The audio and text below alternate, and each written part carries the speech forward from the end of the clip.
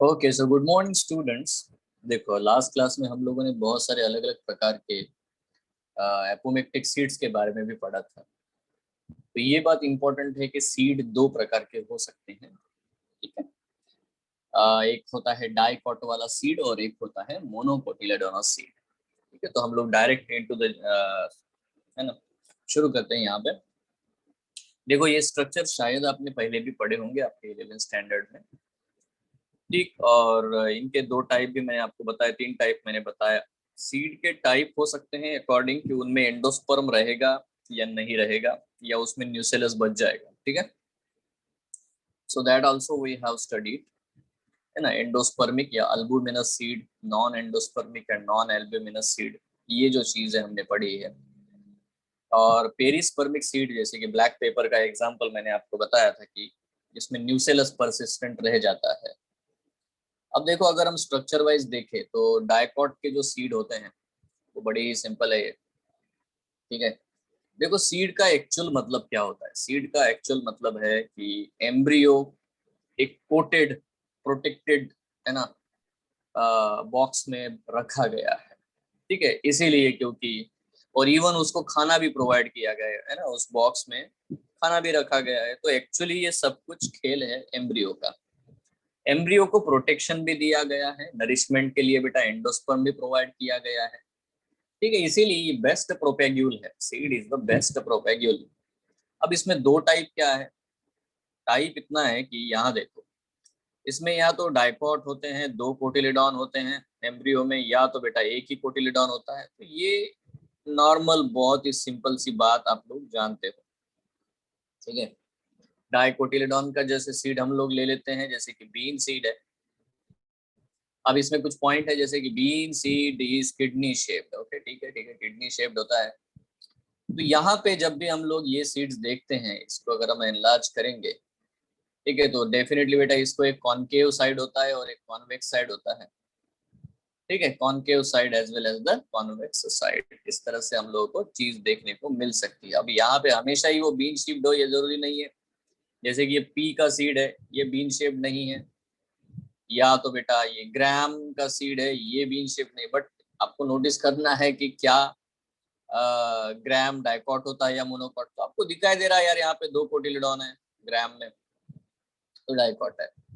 ठीक है, आप इवन पी का सीड देखो तो उसमें भी दो कोटिलिडॉन होते हैं, ये एक और ये एक। तो इसका मतलब ये डाइकॉट है। तो जरूरी नहीं कि हमेशा बेटा वो किडनी शेप्ड हो, बट जरूरी ये होता है कि उसमें डेफिनेटली बेटा हमेशा, अभी आप देखो ये चना है साइसर। ठीक है, इसमें आप लोग यहाँ पे देख पा रहे होगे एक छोटा सा पोर आपको दिखाया जा रहा है, ऐसा ट्रायंगुलर, ये देखो, यू कैन सी इट। ठीक है, ये जो पोर होता है डेफिनेटली बेटा आपको देखने को मिलेगा। ये स्कार है, एक रीज है, मतलब यहाँ पे पहले रैफे था। ठीक है, रैफे। ठीक है, तो ये रैफे आपको हर सीड में देखने को मिलेगा if you observe it carefully. जब भी आप किसी सीड को बहुत केयरफुली ऑब्जर्व करोगे तो बेटा वो बहुत ही बेटा आपको देखने को मिलेगा। यहाँ पे आप देख सकते हो, ये जो सीड है बेटा, ये कैस्टर का सीड है। कैस्टर के सीड में यहाँ पे बेटा एक अलग ही स्ट्रक्चर आपको देखने को मिला है, कैरुंकल। ठीक है, तो कैरुंकल डेफिनेटली बेटा ये एक ऐसी चीज होती है ना, ऐसा शुगरी मतलब आउटग्रोथ होता है, इसी को अट्रैक्ट होता है बेटा। एंड्स वगैरह अट्रैक्ट होते हैं और इसको लेके चले जाते हैं, सीड को डिस्पर्स करते हैं। ठीक है, so this is what the point we have to understand. Okay, so ये सारे डाइकॉट सीड है, मतलब बेटा इनके अंदर डाइकोटिलडॉन होता है, टू कोटिलडॉन होते हैं। बट सीड के ऊपरी सतह को अगर आप देखोगे, मतलब सीड कोट को, ठीक है, तो आपको बहुत सारी चीजें दिखाई देगी, है ना। इसमें होता है बेटा हाइलम। हाइलम मतलब वो जगह जहाँ पे एक्चुअली सीड जो है प्लेसेंटा से अटैच था। वो बेटा वो सीड का हाइलम का पोर्शन आपको दिखाई देगा डेफिनेटली। जब भी आप देखोगे कहाँ पे वो अटैच होता है, तो एक प्रॉपर स्कार आपको देखने को मिलेगा। ठीक है, देन अगेन बेटा आपको ये चीज देखने को मिली, उसके है ना, जो छोटा सा पोर आपको देखने को मिलता है हाइलम के बाजू में, जिसको हम लोग माइक्रोपाइल कहते हैं। तो बेटा माइक्रोपाइल तो ओव्यूल में भी था, तो वही ओव्यूल का माइक्रोपाइल यहाँ पे भी है, बिकॉज ओव्यूल से ही सीड बना है। बट यहाँ पे माइक्रोपाइल का यूज जो है वो है ऑक्सीजन की एंट्री, है ना, वाटर की एंट्री, और इवन बेटा एग्जिट ऑफ द रेडिकल, तो उसी से रेडिकल इमर्ज होता है। तो माइक्रोपाइल का काम है जर्मिनेशन, ठीक है, माइक्रोपाइल का काम होता है जर्मिनेशन ऑफ द रेडिकल, ठीक है। मैंने रैफे के बारे में भी बताया कि एक हाइलम के बिल्कुल बाजू में छोटा सा रिज होता है ना, डिप्रेशन होता है, उसको हम लोग रैफे का है ना प्रेजेंस वो इंडिकेट करता है ना। सबसे इम्पोर्टेंट बात ये है कि जो भी एंजियोस्पर्म्स है उनका जो ओव्यूल है, अगर उसको हम लोग प्रॉपरली देखें तो बेटा ओव्यूल ये न्यूसेलस वाला पोर्शन था और ओव्यूल के ऊपर दो इंटेगुमेंट थे, बराबर है ना, ये इनर इंटेगुमेंट और ये आउटर इंटेगुमेंट। तो बेटा इसका मतलब है अगर इसी ओव्यूल से सीड बना है तो डेफिनेटली बेटा इंटेगुमेंट से सीड कोट बनता है, इंटेगुमेंट से सीड कोट बनता है। तो आउटर इंटेगुमेंट से एक टफ है ना, बहुत ही हार्ड कोटिंग बनती है जिसको हम लोग बोलते हैं टेस्टा, ठीक है। और इनर इंटेगुमेंट से एकदम पेपरी मेम्ब्रेनस पतला बेटा लेयर बनता है जिसको हम लोग कहते हैं टेगमेन। मतलब इंटेगुमेंट से दो लेयर बनते हैं, testa is a tough coating and tegmen is a membranous coating, ठीक है। तो दोनों प्रकार के कोटिंग जो है हमको देखने को मिलते हैं। ये इस तरह से जैसे आपने टीवी खरीद करके लाया नया, या कोई भी इलेक्ट्रॉनिक इंस्ट्रूमेंट खरीद करके लाया है, वॉशिंग मशीन या समथिंग, तो बेटा वो एक बहुत ही हार्ड बॉक्स में आता है ना, कार्ड बॉक्स में आता है, तो वो टेस्ट है। पर उसको खोल के देखोगे अंदर, या तो वो बबल क्या बोलता है, प्लास्टिक का एक ऐसा ना बबल जैसा उसको फोड़ते हैं हम लोग, ठीक है, उसमें कवर्ड होता है, या तो थर्माकोल में रहता है, ठीक है। तो बेटा इस तरह से बाहर एक टफ कोटिंग और अंदर एक सॉफ्ट कोटिंग, इस तरह से एम्ब्रियो को रखा जाता है। तो आप देखो इंजीनियरिंग कमाल, ठीक है, किस तरह से प्रोटेक्ट किया जा रहा है। तो अंदर ही अंदर वो शॉक को एब्जॉर्ब करने के लिए टेगमेन है। So we have two seed coats and on the and angiospermic seed, the outer one is called as a testa. It's a hard, thick, smooth, variously colored, जो भी सीड का colour दिखाई देता है वही है, और ये आउटर इंटेगुमेंट से डेवलप होता है। The inner coat is white membranous and is called as a tegmen, ठीक है। It is difficult to separate tegmen from testa, बहुत ही बेटा एक दूसरे से चिपके हुए होते हैं। The seed coat can easily be removed when seed are soaked in water. जब पानी में डुबाएंगे या तो डेफिनेटली बेटा है ना सीड कोट निकाला जाता है, वही जर्मिनेशन का तरीका है। अगर आप अंदर जाके देखोगे तो आपको डेफिनेटली बेटा एक एम्ब्रियो देखने को मिलेगा, एंडोस्पर्म देखने को मिलेगा सीड में, ठीक है, stored embryo as well as what the है ना। तो यहाँ पे जब भी हम लोग एम्ब्रियो का स्ट्रक्चर देखते हैं, whenever you see the structure of embryo in dicot, dicot में बेटा जैसे एम्ब्रियो का स्ट्रक्चर हम लोग देखेंगे तो हमें दो बेटा ऐसे कोटिलेडॉन देखने को मिलेंगे, दिस आर द टू कोटिलेडॉन। बीच में बेटा इस तरह से आपको है ना, इस तरह से एक है ना कोटिलेडॉन जहाँ पे अटैच्ड है, ये ऐसे बेटा नॉब दिखाई देंगे, ये देखो, ठीक है, ये कोटिलेडॉन अटैच्ड है और ये है एम्ब्रियोनल एक्सेस, ये है एम्ब्रियोनल एक्सेस। इस तरह से आपको स्ट्रक्चर देखने को मिलता है। तो ऑब्वियसली बेटा ये एक कोटिलेडॉन है, ये एक कोटिलेडॉन है, ये जो पोर्शन होता है एक नॉट जैसा स्ट्रक्चर आपको दिखाया जा रहा है, इसको हम लोग कहते हैं this one, this is called as what the, इसे कहते हैं कोटिलेडॉन नोड, ठीक है, इसे कहते हैं कोटिलेडॉन नोड, ठीक है। एक पहला नोड है जिसके ऊपर दो कोटिलेडॉन हमें दिखाई दे रहे हैं।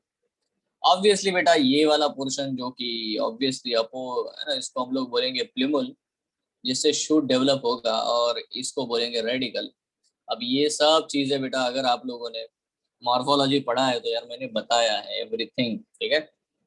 इवन मैंने ये भी बताया है कि जो पोर्शन कोटिलेडॉन और प्लिमुल के बीच में होता है उसको हम लोग क्या कहते हैं, उसे हम लोग कहते हैं epicotyl, called as the epicotyl.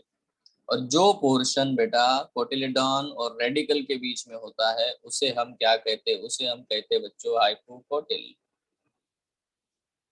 ठीक है। So epicotyl as well as what the hypocotyl, ऐसे दो चीजें आपको देखने को मिलेंगी। It's very simple, very normal thing, ज्यादा मुश्किल बिल्कुल भी नहीं है, ठीक है। And this way it will develop. अब यहाँ पे ये बात नोटिस करना कि जिस तरह से मोनोकॉट में एम्ब्रियो के प्लूमुल के ऊपर बेटा ऐसा कोलियोप्टाइल का कोटिंग होता है, वैसा कोलियोप्टाइल का कोटिंग यहाँ पे नहीं होगा।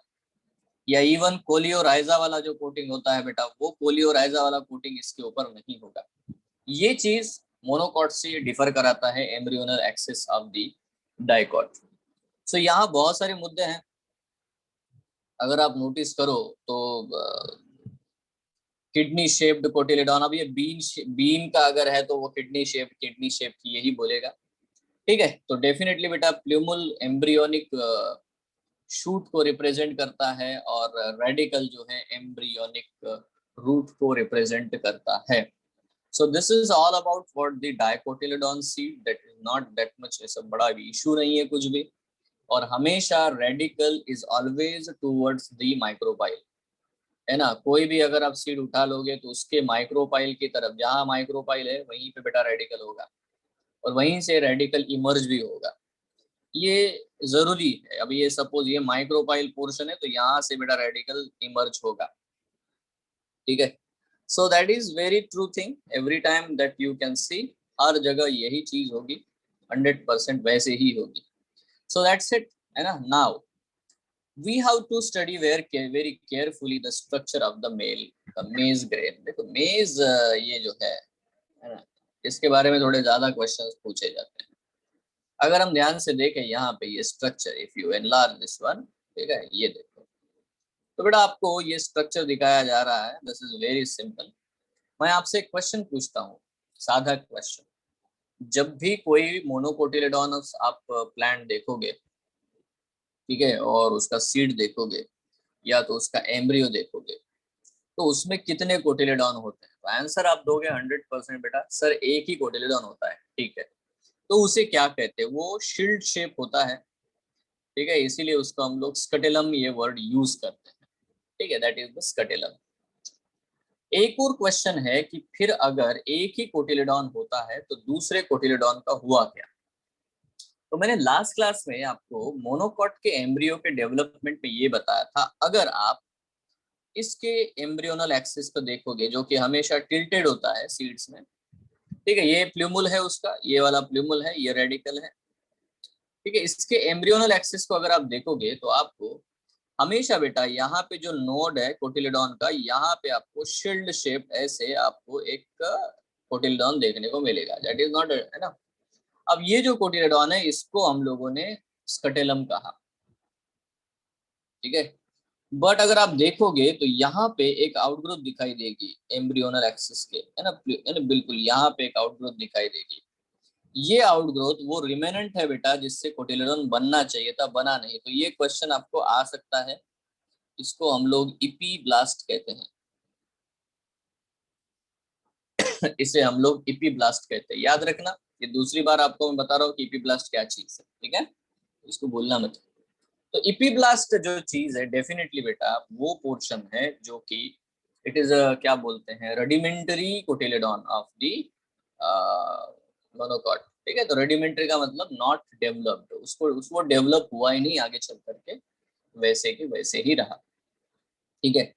एक और खास बात है कि इसके एम्ब्रियो को, मतलब एम्ब्रियोनल जो एक्सिस होता है, ठीक है, अगर आप बड़े अच्छे से देखोगे तो इसके ऊपर एक कोटिंग होती है, लीफ लाइक कोटिंग, ठीक है। ये जो कोटिंग है प्लूमुल के ऊपर का कवरिंग को, इसको हम लोग पोलियोप्टाइल कहते हैं, ठीक है, इसे हम लोग कहते हैं पोलियोप्टाइल।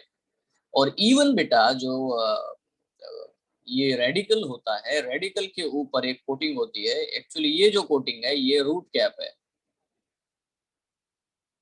ठीक है। और इवन रूट कैप के ऊपर एक कोटिंग होती है, इसको हम लोग कहते हैं, this is called as coleorhiza, ठीक है। तो ये चीज बड़ी ही प्रोमिनेंटली आपको मोनोकॉट सीड में देखने को मिलती है, बट डाइकॉट सीड में नहीं देखने को मिलेगी, ठीक है। और हमेशा बेटा इसका जो एम्ब्रियोनल एक्सिस है वो ऐसे टिल्टेड होता है दिस वे, बहुत, है ना, बार बार आप देखोगे तो मैक्सिममली टिल्टेड होता है। और ये टिल्टेड एम्ब्रियोनल एक्सिस है उसे हम लोग टिगेलम कहते हैं, याद रखना। इसके एम्ब्रियोनल एक्सिस को हम टिगेलम कहते हैं और कोटिलेडॉन को हम लोग स्कुटेलम कहते हैं, ठीक है।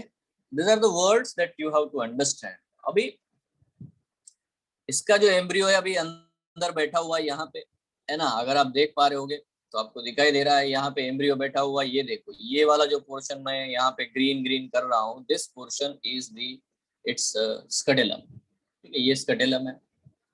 उसके साथ साथ बच्चों अगर हम लोग बड़े ही ध्यान से इस चीज को देखें यहाँ पे, ओके है ना, यहाँ पे देख लेते हैं इसको, ये देखो तो ये वाला जो पोर्शन मुझे दिखाई दे रहा है, मान लेते बेटा ये है ना, कवरिंग कोटिंग आपको दिखाई देता है, इसके ऊपर बेटा एक कोटिंग दिखाई देता है, यहाँ पे भी आपको इस तरह से मतलब रेडिकल और प्लूमुल के ऊपर कोलियोप्टाइल कोलियोराइजार है ना, इस तरह से बेटा आपको कोटिंग नजर आते हैं ऑन द एम्ब्रियोनल एक्सिस। ठीक है, you can see this type of the है ना एक्सिस, और ये आप अगर नोटिस कर पा रहे होंगे तो बेटा ये इस तरह से टिल्टेड है, यस और no, it's not the straight one. Clear. अगर बात आती है बेटा यहाँ पे, अगर आप थोड़ा ध्यान दोगे तो दिस पोर्शन, ये जो पोर्शन है यहाँ पे हमें दिखाई दे रहा है, इसको हम लोग कहते हैं बेटा दिस वन। ठीक है, ये जो मैंने पिंक कलर का कर दिया है, ये सिंगल सेल की लाइनिंग है जिसको हम लोग कहते हैं एपिथेलियल लेयर। तो this is a epithelial layer, ये एपिथेलियल लेयर है। अब एपिथेलियल लेयर के उस साइड में क्या है, तो on the other side of the epithelial layer you can see this is the embryo endosperm. ये एंडोस्पर्म है और डेफिनेटली बेटा ये ट्रिप्लॉइड होता है, this is the triploid in nature. ठीक है, so always endosperm is a triploid in nature, क्योंकि ये बना ही ट्रिप्लॉइड टिश्यू से है। ठीक है, P that is called as what the primary endosperm cell, central cell से ये बना हुआ है। बट मजेदार बात ये है कि प्राइमरी एंडोस्पर्म सेल से यहाँ पे सिर्फ एंडोस्पर्म नहीं बनता, यहाँ पे एक और चीज बनती है जो एंडोस्पर्म को सराउंड करती है। ठीक है, एंडोस्पर्म को सराउंड करने वाली जो चीज बनती है जिसको हम लोग बोलते हैं बेटा ये एल्यूरॉन लेयर, जो मैं यहाँ पे ब्लू कलर से रिप्रेजेंट कर रहा हूँ, दिस ब्लू कलर्ड है ना पोर्शन आपको दिखाया जा रहा है, और ये जो ब्लू कलर्ड पोर्शन आपको दिखाया जा रहा है इसको हम लोग कहते हैं बेटा this is called as what the aleurone layer. Now understand कि एल्यूरॉन लेयर भी ट्रिप्लॉइड होगा क्योंकि बना उसी से है जिससे एंडोस्पर्म बना है। फर्क इतना है कि एंडोस्पर्म में स्टार्च बहुत ज्यादा भरा पड़ा होता है और एल्यूरॉन लेयर में प्रोटीन्स। एल्यूरॉन लेयर जो होते हैं वो प्रोटीन्स होते हैं। अगर आपने सेल ये चैप्टर पढ़ा है, ठीक है, तो आपको प्लास्टिड्स के अलग अलग टाइप पता होंगे, इलियोप्लास्ट, अमाइलोप्लास्ट, और दूसरा होता है एल्यूरोप्लास्ट। एल्यूरोप्लास्ट मतलब होता है प्रोटीन स्टोर करने वाले प्लास्टिड, जो यहाँ पे बहुत ज्यादा होंगे।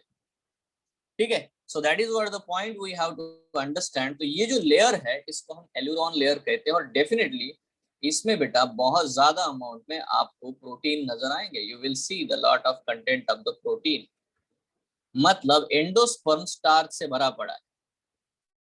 अगर आप चावल खाते हो, मेज खाते हो, गेहूं खाते हो, तो उसमें बेटा आपको बहुत ज्यादा अमाउंट में है ना स्टार्च देखने को मिलता है, क्योंकि ये जो है ना हम लोग हल निकाल लेते हैं ऊपर का, राइस का हो, ये हल जब निकल जाता है तो अंदर का जो पोर्शन है एल्यूरॉन लेयर जो पतला सा होता है वो भी निकल जाता है उसके साथ साथ, उसको चमकाने के चक्कर में।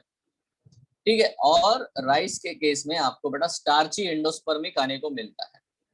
इसीलिए कुछ लोग जो है बेटा ब्राउन राइस खाते हैं, ब्राउन राइस जिसका ऊपर का हल जो है उसको पॉलिश नहीं किया जाता। ठीक है, और वो डेफिनेटली बेटा उसका एल्यूरॉन लेयर भी होता है, इसका मतलब ऐसा राइस जिसमें प्रोटीन और स्टार्च दोनों ही प्रेजेंट हो। यस और नो? यस। ठीक है, सो डेफिनेटली बेटा अगर आप किसी भी सीड को देखते हुए, मेज सीड को देखोगे तो आपको डेफिनेटली बाहर से ही येलो कलर की चीज देखने को मिलेगी, इफ यू कैन सी। ठीक है, आप देखोगे तो बेटा इस तरह से आपको येलोविश पोर्शन देखने को मिलता है मेज का। ठीक है, बट ये एक्चुअली अभी ऊपर ऊपर से देखने को मिल रहा है, और नीचे साइड बेटा ऐसे व्हाइटिश या ब्राउनिश कलर होता है यहाँ पे। तो यहाँ एम्ब्रियो भरा पड़ा है, आप देख पा रहे होगे, ये ऊपर का बेटा उसका कोटिंग है, ये भी येलोइश दिखाई देगा आपको। ठीक है, इस तरह से। So the way we have understood this है ना, ये ऑब्वियसली, और यहाँ पे बेटा वो मेज का दाना जो है अटैच होता है to your that what we can say receptacle जो होता है ना वो थिक वाला, उसको जो अटैच होते हैं दाने जो आप निकालते हैं। ठीक है, so that way we all have to understand कि मेज ग्रेन को आप स्टडी करोगे तो आपको बेटा ज्यादा से बढ़िया है ना डाइपॉट को आप समझ पाते हो। ठीक है, अगर मैं यहाँ पे ये येलो कलर यहाँ यूज करूँ तो बेटा ये वाला पोर्शन आपको रिप्रेजेंट करेगा इपीब्लास्ट को। इपीब्लास्ट मतलब ऐसा कोटिलेडॉन जो डेवलप ही नहीं हुआ ढंग से। ठीक है, ये रेड कलर दिखाई नहीं दे रहा तो हम लोग ब्लू कलर ले लेते हैं। ओके, दिस वन इपीब्लास्ट यहाँ पे होगा। ठीक है, सो बेस्ट चीज है ये। आपको ज्यादा क्वेश्चन एल्यूरोन लेयर के आते हैं, क्योंकि है ना बच्चों को ये याद रखना जरूरी है कि एल्यूरोन लेयर ट्रिप्लॉइड होगा। एल्यूरोन लेयर ट्रिप्लॉइड होगा डेफिनेटली, एंडोस्पर्म भी ट्रिप्लॉइड होगा। ठीक है, एंडोस्पर्म भी ट्रिप्लॉइड होगा। अब मैं आपसे एक क्वेश्चन अगर पूछूं, बहुत सिंपल वाला क्वेश्चन है। सपोज मान लेते हैं एक टेट्राप्लॉइड फीमेल प्लांट है। टेट्राप्लॉइड फीमेल प्लांट है ना, फीमेल प्लांट है, crossed with the hexaploid male plant.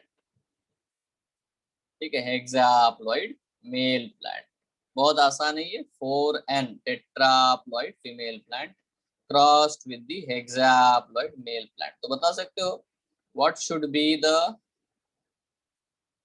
be the ploidy of its aileron layer, है ना। ये क्वेश्चन आता है क्योंकि अभी एल्यूरोन लेयर को इसलिए पूछते हैं कि एल्यूरोन लेयर की तरफ किसी बहुत से बच्चों का ध्यान नहीं जाता। उनको लगता है एंडोस्पर्म है, एंडोस्पर्म एंडोस्पर्म तो ट्रिप्लॉइड होता ही है, नो डाउट, बट नॉर्मल है बेटा। अभी आपको पता है यार, अगर फीमेल टेट्राप्लॉइड है तो उसके पोलर न्यूक्लियाई जो है बेटा डिप्लॉइड होंगे, 2n प्लस 2n। ये सेकेंडरी न्यूक्लियस का स्ट्रक्चर होगा 2n और 2n, है ना। Normally tetraploid female have a tetraploid secondary nucleus, है ना। सेकेंडरी न्यूक्लियस की प्लॉइडी हमेशा बेटा फीमेल जो प्लांट है उसकी प्लॉइडी जैसी ही होती है, ये तो नॉर्मल है। प्लस बेटा ये आया हेक्साप्लॉइड। अभी हेक्साप्लॉइड है मतलब इसका हैप्लॉइड बनेगा मेल का, तो ये खुद है 6n है, तो बेटा इसका मेल गैमेट 3n बनेगा, तो 3n आ गया। तो आंसर डेफिनेटली बेटा 7n है, एल्यूरोन लेयर 7n होगा। तो ऐसा क्वेश्चन बेटा वो पूछते हैं जो कि बड़ा ही आसान होता है। आसान तभी होता है जब आपको पता होता है कि हाँ एल्यूरोन लेयर भी एक्चुअली एंडोस्पर्म वाला जो सेल है, पीईसी प्राइमरी एंडोस्पर्म सेल से ही, है ना, बना हुआ है, उसी से ओरिजिन उसका हुआ है। So that's it, that is very simple thing. अगर आप देखो तो यहाँ पे बच्चों, यहाँ उन्होंने दिखाया नहीं बट मैं आपको बता दूं, यहाँ पे आप है ना देखोगे कि यहाँ पे इसका माइक्रोपाइल होगा। बहुत सारे स्ट्रक्चर भी होते हैं यहाँ पे, ज्यादा एक्सप्लेनेशन तो है नहीं बेटा। हल जो है ये इतना सिंपल कोटिंग नहीं है। आप इवन वीट का पढ़ोगे तो आपको समझ में आएगा कितने सारे लेयर्स होते हैं। बट यार देखो ये वाले जो सीड होते हैं, रे ये मेज और ये जो सीड है ना, एक्चुअली ये सीड है ही नहीं। जब भी हम लोग हल को देखोगे उसके ऊपर बेट कोटिंग जो होती है, ये जो कोटिंग है डेफिनेटली बेटा इसको हम लोग कहते हैं, these are what the caryopsis.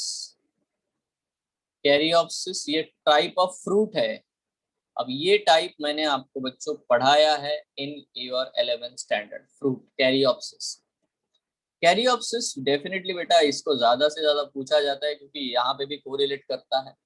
Obviously caryopsis is a single seeded fruit जिसका सीड कोट वेरी मतलब ड्राई है और चिपका हुआ है। ठीक है, वेरी है ना, चिपका हुआ है, अटैच टू इट। ठीक है, so anyway definitely this is very very simple, you can understand this. तो ये हो गया एंटायरली बेटा। हाँ, ये चीज मैं बताना चाहूंगा कि ये जो एपिथेलियल लेयर है, मैंने लास्ट क्लास में बताया था, फिर एक बता देता हूँ। ये एपिथेलियल लेयर जो है बच्चों, इस एपिथेलियल लेयर से एंजाइम्स रिलीज होते हैं, डाइजेस्टिव एंजाइम, खास करके अमाइलेज। ठीक है, तो ये जो एंजाइम रिलीज होते हैं यहाँ पे जो भी स्टार्च है उसको डाइजेस्ट करेगा। डाइजेस्ट करने के बाद में जो भी ग्लूकोज बनेगा उसको एब्जॉर्ब करके ये कोटिलेडॉन तक पहुंचा देता है। ठीक है, ये चीज होती है। अब इस प्रोसेस को आपने जो चैप्टर पढ़ा होगा प्लांट ग्रोथ एंड डेवलपमेंट, ठीक है, उसमें हार्मोन का नाम सुना होगा गिबरेलिक एसिड, जी ए। गिबरेलिक एसिड इस प्रोसेस की स्पीड बढ़ा देता है, इसीलिए वो सीड के जर्मिनेशन में बहुत बड़ा रोल प्ले करता है। Gibberellic acid always stimulate the synthesis of the amylase enzyme. ठीक है, याद रखना है। तो अमाइलेज का बेटा वो स्टिमुलेशन कराता है, अमाइलेज बनेगा। इवन यहाँ जो प्रोटीन्स है उनका भी बेटा डाइजेशन होगा, यहीं से वो एंजाइम जाएंगे। ठीक है, प्रोटीनेजेस जाएंगे एंड दे विल, जैसे बेटा उसके अमीनो एसिड बनते हैं तो they again will be given to this cotyledon. ठीक है, so that is the way we have to understand, it's very simple, very simple. अगर सपोज ये कैस्टर का सीड है, मान लेते हैं कैस्टर सीड है, या बहुत सारे मोनोकॉट भी ऐसे हैं, ठीक है, जिनमें ऑयल का कंटेंट अगर ज्यादा है तो डेफिनेटली बेटा वहां पे लाइपेज नाम का एंजाइम भी सिक्रेट होगा, जो कि फैटी एसिड्स ट्राइग्लिसरॉल को डिफरेंशिएट करा करके कोटिलिडॉन को प्रोवाइड करेगा। But most of the endosperm starchy होते हैं। ठीक है, और इसीलिए एमाइलेज जो है उसको ट्रिगर किया करेगा गिबरेलिक एसिड। ठीक है, so that is what the simplest thing and I rest my case here. So this is exactly, तो ये लाइफ साइकिल है जिसके बारे में मैंने आपको बताया बच्चों। नाउ ऑब्वियसली ये डायग्रामेटिक रिप्रेजेंटेशन आपके नोट्स में दिया गया है of your life cycle of angiosperms. See you know this, है ना, आप लोगों को ये आता है। ऐसा हम लोग सोच के आगे बढ़ते हैं बेटा। आगे बढ़ते हैं मतलब अपने ओरिजिनल कार्यक्रम पे आते हैं। ओरिजिनल कार्यक्रम क्या है ये, ठीक है। अब बेटा अगर ओरिजिनल कार्यक्रम देखना है तो हमें आते हैं नंबर 1, यहाँ पे आएगा बेटा ये, यहाँ से क्वेश्चन शुरू हो जाएंगे और मुझे लगता है आप जवाब दे पाओगे। ठीक है, नॉर्मल है, बहुत सिंपल क्वेश्चन है।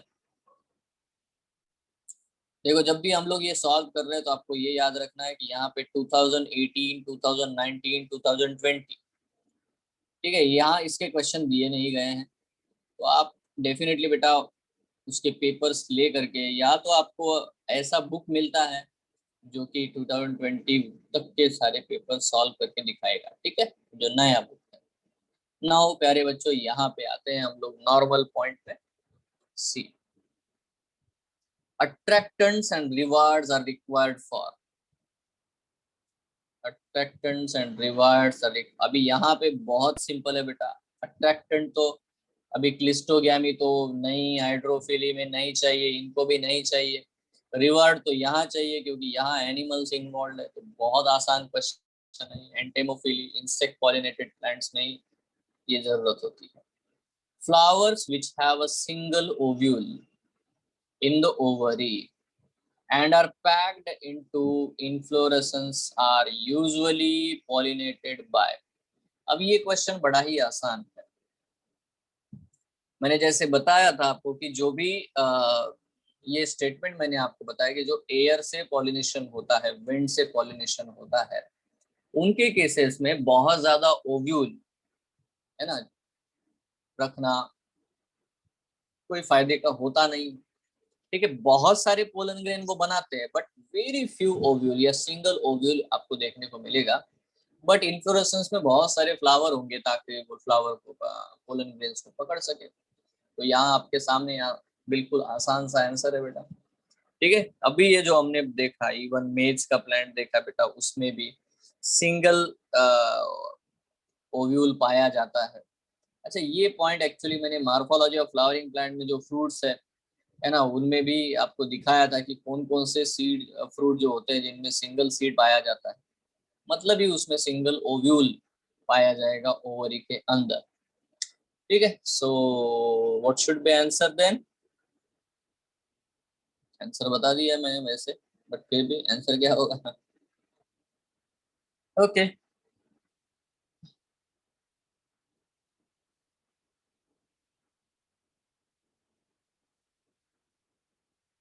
Next one, a dioecious flowering plant prevents both. अब देखो डायोशियस फ्लावरिंग प्लांट है, डायोशियस है मतलब बेटा एक इधर मेल प्लांट और एक फीमेल प्लांट है। अब डेफिनेटली बेटा उसमें कभी भी क्लिस्टोगेमी नहीं होगी, पॉसिबल ही नहीं है। ठीक है, करेक्ट है ना। अभी जैसे कि गिटेनोगैमी क्या होता है, गिटेनोगैमी का मतलब है कि pollination on the same plant but on the different flowers, ये गिटेनोगैमी होती है। तो बेटा अगर मोनोएशियस कंडीशन है तो ही गिटेनोगैमी हो सकती है ना, मोनोएशियस कंडीशन है तो ही ऑटोगैमी हो सकती है। तो इस क्वेश्चन का आंसर बड़ा ही आसान है ना। Again will see what is autogamy. एक ही फ्लावर के दोनों है ना सेक्स ऑर्गन के बीच में पॉलिनेशन हो जाना, उसे हम ऑटोगैमी कहते हैं। व्हाट इज गिटेनोगैमी, एक ही प्लांट के ऊपर दो डिफरेंट फ्लावर है, मेल फ्लावर और फीमेल फ्लावर, उनके बीच में पॉलिनेशन हो जाना, उसे हम लोग गिटेनोगैमी कहते हैं। ठीक है, बट अगर डायोशियस कंडीशन है तो ये दोनों ही पॉसिबिलिटीज नहीं हो सकती, क्योंकि एक प्लांट पे है ना बाइसेक्सुअल प्रेजेंट है फ्लावर, ना ही बेटा यूनिसेक्सुअल फ्लावर प्रेजेंट है। तो बेटा ये दोनों ही चीजें प्रिवेंट की जा सकती है। ठीक है, विच one of the following statement is not true, बताओ। Tapetum helps in the dehiscence of anther. Exine of pollen grain is made up of sporopollenin. Pollen grains of many species cause severe allergies. Stored pollen in liquid nitrogen can be used in the crop breeding programs. अब ये which of the following statement is not true, बताओ। आपके सामने answer है, बड़ा ही आसान है। देखो पोलन ग्रेन को डेफिनेटली हम लोग कंजर्व करके रख सकते हैं, इसमें कोई बड़ी बात नहीं है, तो ये बिल्कुल सही है। Pollen grains of many species cause severe allergies, ये बिल्कुल सही है। बहुत से लोगों को बेटा पोलन ग्रेन की वजह से अस्थमा होता है, ब्रोंकाइटिस होता है। ठीक है, वो इनहेल करने के बाद म्यूकस में बेटा जो म्यूकोसा होता है ट्रकिया का, पाइपलाइन का, वहां जाके है ना बैठ जाते हैं, देन बहुत ही जबरदस्त एलर्जीज कॉज कराते हैं।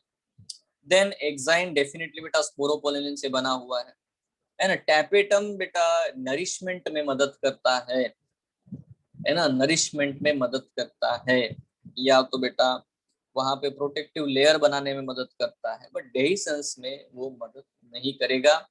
ठीक है, सो द आंसर इज ए।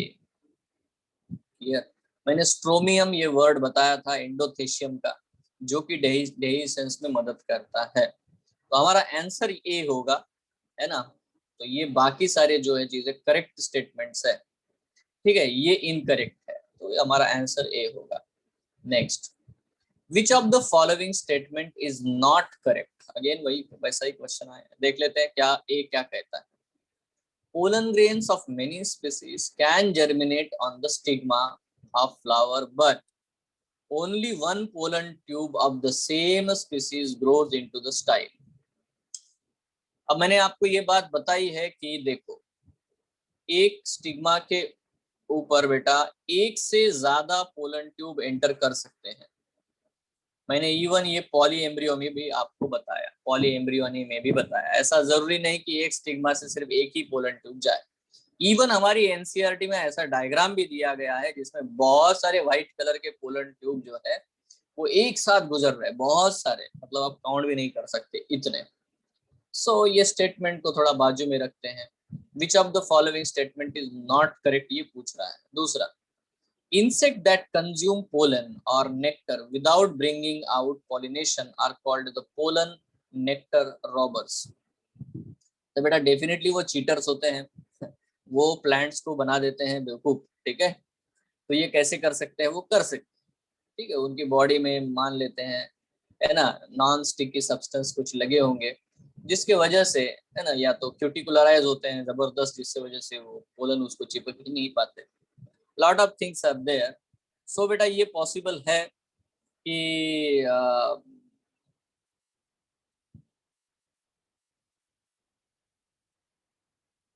वो है ना चीटस नाम के जो इंसेक्ट्स होते हैं वो पॉसिबल है। ठीक है, अब देखो हमें ऑप्शन चुनना है तो हमें किसी ना किसी को एलिमिनेट करना पड़ेगा, बट पहले तो सारे ऑप्शन पढ़ने पड़ेंगे। नाउ आगे स्टार्ट।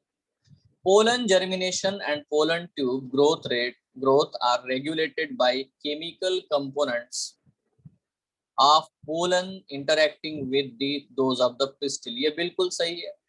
मैंने आपको ये कॉम्पैटिबिलिटी के बारे में बताया था, इवन जेनेटिक कॉम्पैटिबिलिटी के बारे में बताया था। इसको मैं बराबर मानता हूँ, ये 100% सही है। मतलब इन दोनों को मैंने उतना ज्यादा है ना डॉट करके रखा, डाउट में रखा है। देखो ए और बी को, ठीक है। अभी सी को मैंने बिल्कुल कर दिया इलिमिनेट, ये नहीं है हमारा आंसर, ठीक है। D, some reptiles have also been reported as a pollinators in some plant species। अब बेटा डेफिनेटली है ना, मैंने ऑफियोफिली आपको बताया, snake is a reptile, yes और नो। स्नेक्स तो रेप्टाइल होते हैं भाई, है कि नहीं, although without limbs but they are reptiles. So definitely बेटा अगर वो रेप्टाइल्स है तो डेफिनेटली पॉलिनेशन में मदद करते हैं, इसमें मुझे तो कोई डाउट नहीं है। अगर आपको डाउट है तो आप बोल सकते हो। तो बेटा ये भी 100% रिजेक्ट हो गया, ये मेरा आंसर नहीं है। So both are, this is true, this is true. Now come to the first two options. चलो यहाँ आते हैं। Okay, insect that consume pollen or nectar without bringing about pollination are called pollen nectar robbers। तो बेटा इसमें obviously ये भी true है। Now pollen grains of many species, ठीक है, can germinate on the stigma of a flower but only one pollen tube of the same species grows into the style। Correct है।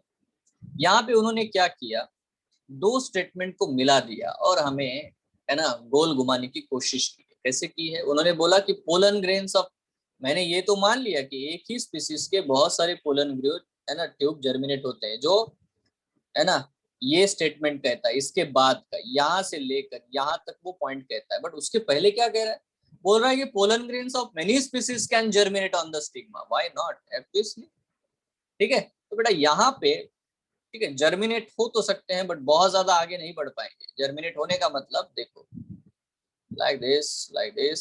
अब ये कोई तो भलता स्पीसीज है, ये थोड़ा निकला रुक गया, इनकॉम्पेटिबल। ये कोई तो ये है ना ये ओरिजिनल उसका है, तो बेटा ये निकल पड़ेगा, ठीक है। सो इसको हम प्रॉपर जर्मिनेशन कहते हैं। तो ये मेरे लिए आंसर है, ये इनकरेक्ट है। आर यू श्योर, यस और नो, ठीक है। So this is my answer, not correct, पक्का, बहुत बढ़िया। Which one of the following may require pollinators but is genetically similar to the autogamy? अब बताओ ऐसा कौन होगा जिसमें पॉलिनेटर भी चाहिए, ठीक है, बट वो जेनेटिकली सिमिलर है ना होगा, है ना ऑटोगेमी। बताओ किसी को पॉलिनेटर चाहिए, जीनोगैमी में तो चाहिए नहीं भाई, चाहिए नहीं। ऑब्वियसली आंसर बहुत ही आसान है बेटा, गीटोनोगेमी। अब यहाँ पे दो फ्लावर के बीच में पॉलिनेशन हो रहा है, तो बहुत बार बेटा इंसेक्ट्स यहाँ पे एक ही प्लांट के ऊपर बेटा विजिट करते हैं। वो एक फ्लावर से दूसरे फ्लावर, दूसरे फ्लावर से तीसरे फ्लावर, एक ही विद इन सेम प्लांट। तो ऑब्वियसली गिटिनोगैमी वो करा सकते हैं, बट वो जितना भी कोशिश करे वो है तो एक ही प्लांट के ऊपर, तो बेटा प्लांट है ना जेनेटिकली सिमिलर है। मैंने आपको बहुत साफ शब्दों में ये बताया था कि सेल्फ पॉलिनेशन का मतलब ये होता है कि pollination between the genetically similar plant या है ना जेनेटिकली सिमिलर गैमेट्स। तो जब भी ये है ना जेनेटिकली सिमिलर ऑर्गेनिजम्स में या है ना काउंटर पार्ट्स में जब भी पॉलिनेशन होगा तो डेफिनेटली बेटा उसे मैं सेल्फ पॉलिनेशन कहता हूं, जिसके टाइप्स है क्लिस्टोगैमी, चैज्मोगैमी, गिटेनोगैमी, लाइक दैट, ठीक है। चैज्मोगैमी और क्लिस्टोगैमी ऑटोगैमी के टाइप है दो, ठीक है। गिटेनोगैमी सेल्फ पॉलिनेशन में ही आता है बट इट्स समवॉट डिफरेंट, ठीक है। इसमें 100% गारंटी होती है बेटा, क्लिस्टोगैमी में श्योरिटी है कि पॉलिनेशन सेल्फ हुई होगा। यहाँ पे गारंटी नहीं है, यहाँ पे क्रॉस पॉलिनेशन हो सकता है। जिस इंसेक्ट ने बेटा उसी प्लांट से पोलन ग्रेन उठाया है तो गारंटी नहीं कि उसी प्लांट के फ्लावर के ऊपर छोड़ेगा, वो लेके जाकर दूसरे प्लांट के भी ऊपर छोड़ सकता है। तो इसमें बेटा गारंटी नहीं है कि ठीक है कि वो सेल्फ पॉलिनेशन ही कराएगा, ये बात याद रखना, ठीक है। So which one of the following statement is not true, again बेटा यही देख लो। Pollen grains of some plants cause severe allergies and bronchial afflictions in some people। ये सही है यार, डॉट इट। हमें तो नॉट ट्रू ढूंढना है, not true, incorrect. The flowers pollinated by flies and bats secrete foul odor to attract them. Okay, ये possible है. Honey is made by bees by digesting pollen collected from flowers. यार flower से वो हनी बनाएगा क्योंकि pollen से बनाएगा. Okay, next one. Then pollen grains are rich in nutrients and they are used in the form of tablets and syrup. तो ये तो सही है, ये भी सही लग रहा है, ये भी सही लग रहा है, इसमें डाउट है. ठीक है, डेफिनेटली बेटा नेक्टर जो होता है फ्लावर का, ठीक है, इसको यूज करके मैक्सिमली हनी बनाया जाता है. ठीक है, ये नहीं कि वो पोलन को खा लेके डाइजेस्ट करके बना लेते हैं. ठीक है, that is not the point. So obviously बेटा ये वाला जो है नॉट करेक्ट है, तो ये हमारा आंसर है. This is our answer. ठीक है, ये ट्रू है, ये ट्रू है, ये ट्रू है, और ये हमारा आंसर है जो कि नॉट ट्रू है, जो फॉल्स है. नाउ अभी अभी हम लोगों ने पढ़ा भाई, the hilum is a scar on the. कहाँ पे होता है बेटा? फ्रूट के ऊपर नहीं होता. फ्रूट के ऊपर नहीं होता तो गए. अब भी बिल्कुल फ्रेश है ये, है ना. Seed where micropyle was present, नहीं. Seed where funicle was attached. That's it. Very simple question, very simple answer. Which of the following are the important floral rewards to the animal pollinations? अच्छा, pollinator क्या देता है plant, क्या provide करेगा? Colour and large size flower. ये क्या reward है क्या? नहीं है. Protein pollicles, pellicle and stigmatic exudates, floral fragrance and calcium crystals, nectar है. ये तो बहुत ही आसान है यार, इतनी मेहनत की उसने ऑप्शन बनाने में, बताओ. देखो, पेलिकल पैलेट मतलब टैबलेट जैसी चीज हो सकती है ना, प्रोटीन का बना हुआ. ठीक है, next. Filiform apparatus is a characteristic feature of. अब आप बता सकते हो बहुत आसानी से, है ना, वो होगा सिनर्जिड्स. ये याद रखना बेटा, मैं ये बता दूं आपको कि जो एंटीपोडल सेल होते हैं, ठीक है, इनके ऊपर भी फिलीफॉर्म apparatus होता है. ठीक है, वो यूज नहीं करते क्योंकि वो बहुत दूर होते हैं, बट माइक्रोपाइल की तरफ सिनर्जिड होने के कारण उनका यूज होता है. तो antipodal cells also have these what we can say the filiform apparatus. Then next, geitonogamy involves. ये तो मतलब आपको तो इजी हो जाएगा. गिटिनोगैमी मतलब क्या है, आपको अभी इतनी बार बताया, 2-3 बार अभी के अभी बता दिया. तो क्या इन्वॉल्व होगा उसमें? Definitely fertilization of a flower by the pollen from another flower of the same plant. बिल्कुल सही है, सेम प्लांट, ये हमारा आंसर होना चाहिए. ठीक है, सेम फ्लावर है यहाँ पे तो गया. ठीक है, anyway, male gametophyte with list number of cell is present in. अब यहाँ पे यार ये मेल गैमेटोफाइट दिया गया है with list number of cells is present in Pteris, Funaria, Lilium, Pinus. कैसे बता सकते हो आप लोग आंसर इसका? देखो, गैमेटोफाइट, मेल गैमेटोफाइट. फ्यूनारिया क्या है बेटा? ब्रायोफाइट है. तो बेटा बहुत ही बड़ा थैलस होता है, तो ये तो बेटा बहुत सारे सेल्स के साथ होगा, तो ये हमारा आंसर नहीं है. ठीक है, टेरिस बेटा टेरिडोफाइट है, तो इसमें भी बेटा बहुत बड़ा गैमेटोफाइट होता है, ऑल्दो ब्रायोफाइट से थोड़ा छोटा, है ना. पाइनस जो है, ऑब्वियसली बेटा पाइनस ये एक जिम्नोस्पर्म है और लीलियम एक एंजियोस्पर्म है. तो बेटा जैसे जैसे हम लोग इवोल्यूशन में आगे बढ़े, तो गैमेटोफाइट का साइज जो है रिड्यूस और रिड्यूस और रिड्यूस होता चला गया. ठीक है, तो डेफिनेटली बेटा यहाँ पे हमारा आंसर लीलियम आएगा, because lily plant, Liliaceae family आप लोगों ने पढ़ी है मॉर्फोलॉजी ऑफ एंजियोस्पर्म्स में. तो obviously lilium is an angiosperm and it has only 3 cell, है ना. 2 मेल गैमेट वाला, एक तो जनरेटिव सेल वाला और वेजिटेटिव. यही चीज बेटा एंजियोस्पर्म्स में, जिम्नोस्पर्म में जो होते हैं उनमें भी जो मेल गैमेटोफाइट है इसमें ज्यादा नंबर ऑफ सेल्स बनते हैं. ठीक है, तो अल्टीमेटली हमारा आंसर जो है वो सी आएगा. क्लियर है क्या?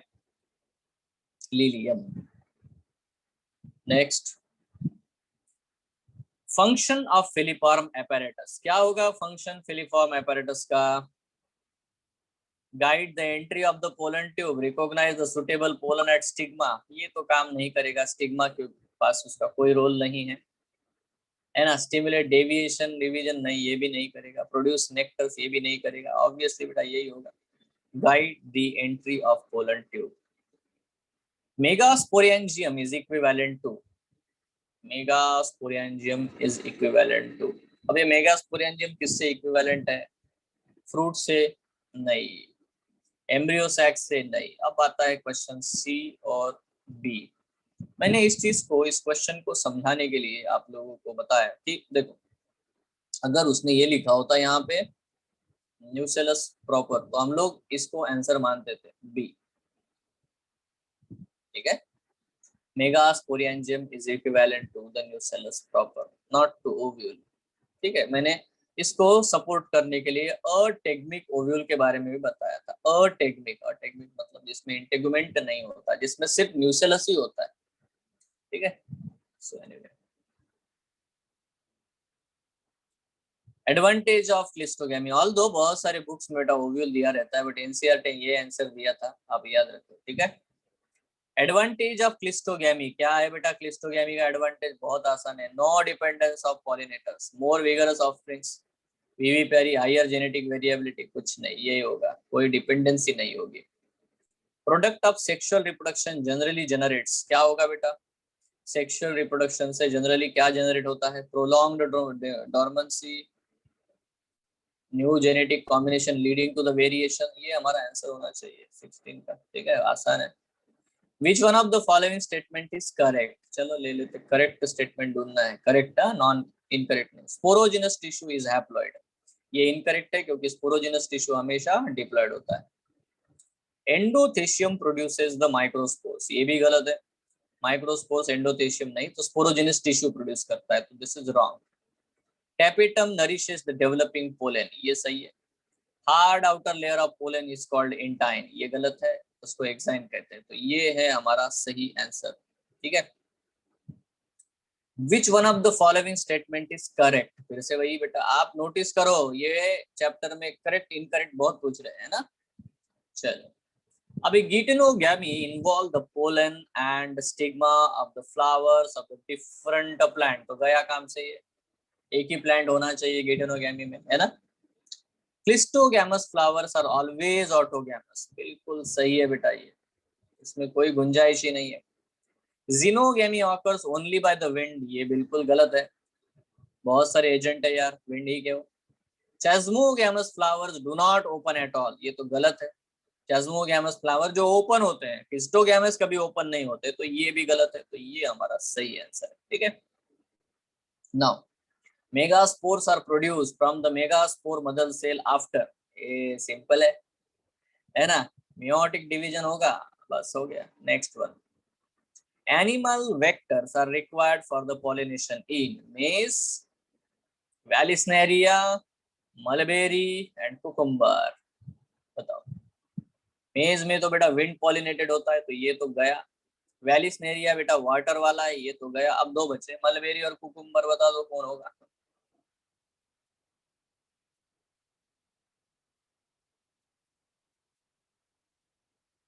अरे आंसर आना चाहिए,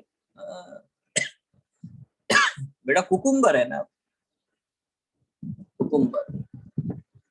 Animal vectors are required for the pollination in case of what? Cucumber, not mulberry.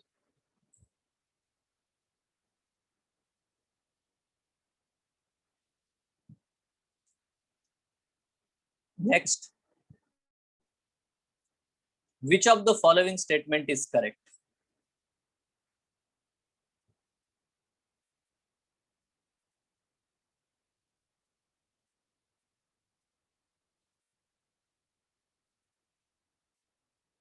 तो याद रखना, मलबेरी विंड पॉलिनेशन वाला है, हाँ। So which of the following statement is correct, यहाँ पे आते हैं। एक्सप्लेन बड़ा सिंपल है, मेज का विंड से पॉलिनेशन होता है, वैलिसनेरिया का वाटर हाइड्रोफाइट है ना, हाइड्रोफिली दिखाता है, मलबेरी भी बेटा विंड पॉलिनेशन से होता है, कुकुम्बर जो है बीज से होता है, ठीक है, हनी बीज उसका पॉलिनेशन करते हैं। तो एनिमल वेक्टर तो वही हुआ, बाकी सारे अबायोटिक फैक्टर से हो रहा है, ठीक है, दैट्स इट। एनिमल वेक्टर जब भी आ जाए जूफिली हम लोग बोलेंगे, जूफिली, पक्का। विच of the following statement is correct? अच्छा कौन सा करेक्ट है बता देते हैं, चलो। Sporopollenin can withstand high temperature but not strong acid.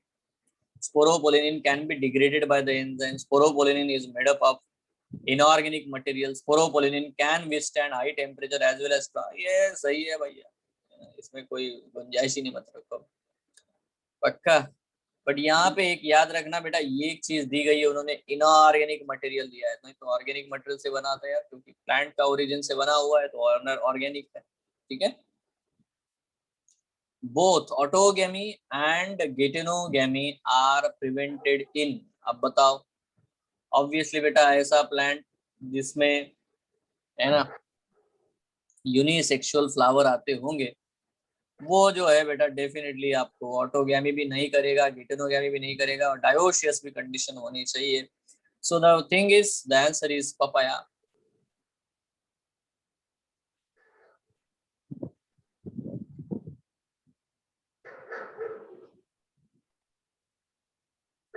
Next,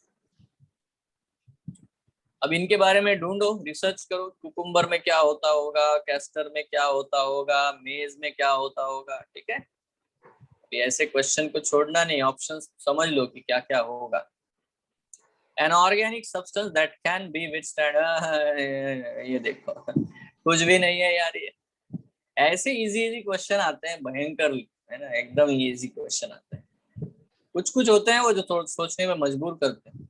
मैं आपको एक बता देता हूँ बात की, आफ्टर 2010 बहुत बड़े बड़े क्वेश्चन पूछे जाने लगे कि इनकरेक्ट ढूंढो, करेक्ट ढूंढो। ये पहले बहुत सिंपल आते थे, वन लाइन, बहुत ज्यादा क्वेश्चन ऐसे सिंपल सिंपल आते थे, ठीक है।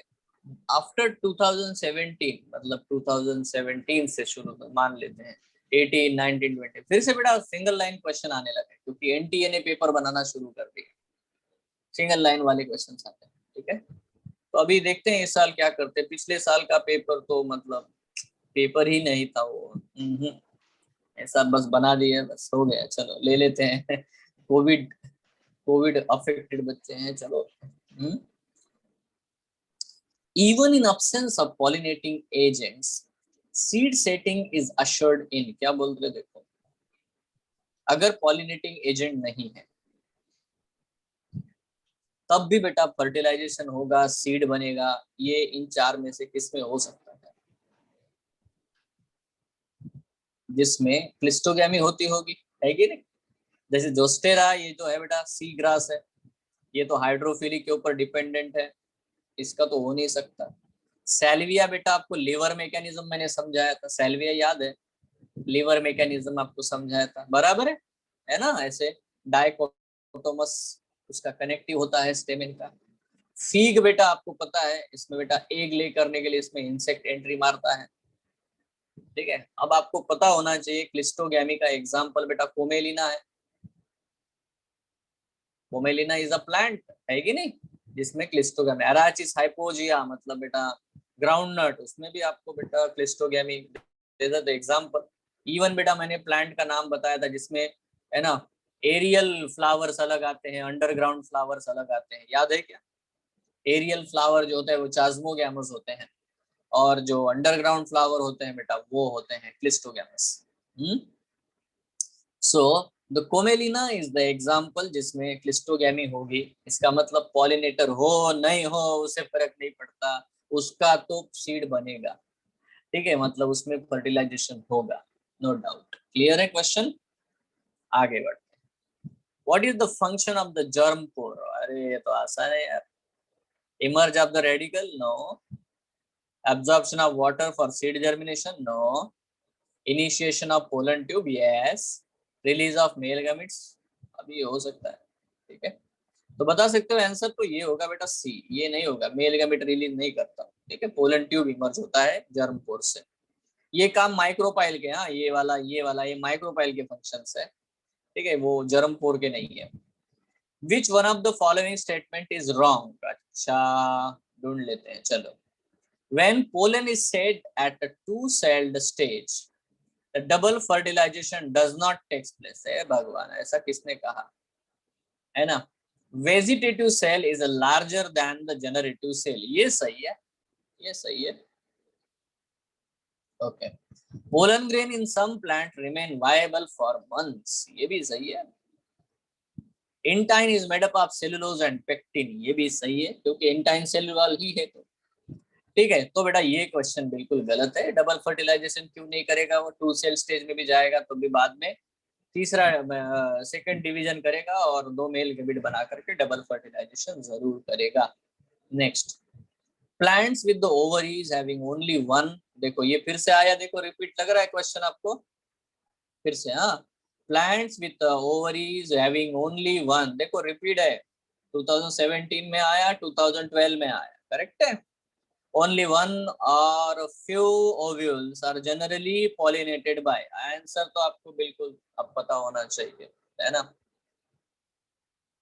Filiform apparatus is a characteristic feature of, again बेटा repeated question है, answer is synergid।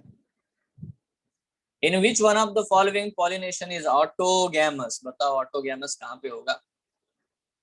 100% यहीं पे होगा, क्लिस्टोगैमी में, ठीक है।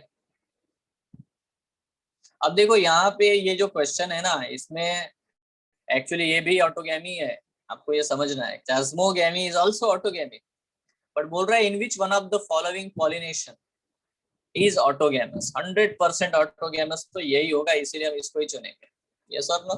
नहीं तो प्लाज्मोगैमी में भी ऑटोगैमस ही तो होता है, एक ही फ्लावर में होता है, बस इतना कि फ्लावर ओपन होता है। फ्लावर ओपन होना, ठीक है, आफ्टर दिस एंथर का मैच्योर, तो दैट इज, मैंने वर्ड बताया था आपको, एंथेसिस, याद रखना anthesis. What is anthesis? Opening of the flower, the blossoming of the flower is called as the anthesis, ठीक है। So that you have to remember. Now wind pollination is common in, कहाँ पे होगा बेटा wind pollination? Legumes में, lilies में, grasses में, orchids में। तो बेटा आपको 100% पता है कि ज्यादा इन्फ्लोरेसेंस सिंगल ओव्यूल वाले फ्रूट कहाँ पे होंगे? चलो मैं पूछता हूँ, कैरियोप्सिस कहाँ पे होगा? कैरियोप्सिस नाम का फ्रूट बेटा कहाँ पे डेवलप होता है? राइस में, मेज में, व्हीट में। और ये सब क्या है? सारे कौन लोग है ये? इनमें से लेग्यूम्स है क्या? वो लेग्यूम तो नहीं है, वो लेग्यूमिनस प्लांट है क्या? राइस, मेज। लिली है क्या? वो लिली नहीं है। ऑर्किड्स होते हैं क्या? ग्रासेस है ना बेटा, है ना, एनुअल प्लांट। तो ग्रासेस में डेफिनेटली बेटा, है ना, ज्यादा से ज्यादा विंड पॉलिनेशन होता है। देखो आपका चुप्पी से ये समझ में आता है, देखो पॉलिनेशन के आंसर देने के लिए उसमें जो एग्जाम्पल दिए गए हैं वो आपको डेफिनेटली बेटा रिवाइज करते रहने पड़ेंगे, ताकि आप उनको भूलो नहीं, ठीक है। इस चैप्टर में वही एक पोर्शन है जिसको आपको, बाकी सारे कंसेप्चुअल है, मतलब आपको पता है हाँ इधर से ये जाता है वैसा आता है, बाकी सब ठीक है। एग्जाम्पल्स आपको पॉलिनेशन के डेफिनेटली बेटा याद रखने पड़ेंगे, है ना। नेक्स्ट, और ये भी नहीं कि बहुत ज्यादा एग्जाम्पल पूछ रहे। अभी ये देखो ये कंसेप्चुअल है, यहाँ पे कोई एग्जाम्पल की जरूरत नहीं है। Transfer of pollen grains from the anther to the stigma of another flower. Another flower बोलते हैं बेटा यहाँ पे, है ना, क्लिस्टोगैमी का नंबर कट हो गया। ऑफ द सेम प्लांट, ये तो यार अभी चौथी पांचवी बार रिपीट हो रहा है। द आंसर इज दिस, है कि नहीं? कोई भी प्रॉब्लम नहीं है। अब ऐसा क्वेश्चन आया तो बड़ा इजी होता है। विंड पॉलिनेटेड फ्लावर्स आर, अब देखो जब जिसमें विंड पॉलिनेशन हो रहा है, अगर आप नोट करो बड़ा ध्यान से, तो बेटा ज्यादा से ज्यादा क्वेश्चन विंड पॉलिनेशन के ऊपर आता है, करेक्ट है कि नहीं है? नोटिस करना, ये नोटिस आपको होना चाहिए। क्या होगा उसमें, है ना, मैंने बताया था कि देखो उसके पोलन ग्रेन स्टिकी नहीं होंगे, ऐसे स्मूथ होंगे, बराबर है। ऐसा कुछ लिखा है यहाँ पे, नहीं होगा शायद, देख लेते हैं।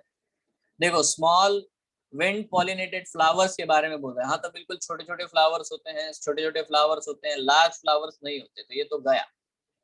ठीक है, यहाँ पे भी स्मॉल लिखा है। आगे ब्राइटली कलर्ड तो बिल्कुल नहीं होती, कोई जरूरत नहीं है, तो ये गया, दो ही बचे। Small producing large number of dry pollen grains, वो हो। And then small producing nectar, अरे नेक्टर की जरूरत नहीं है, खत्म कार्यक्रम, बी डन।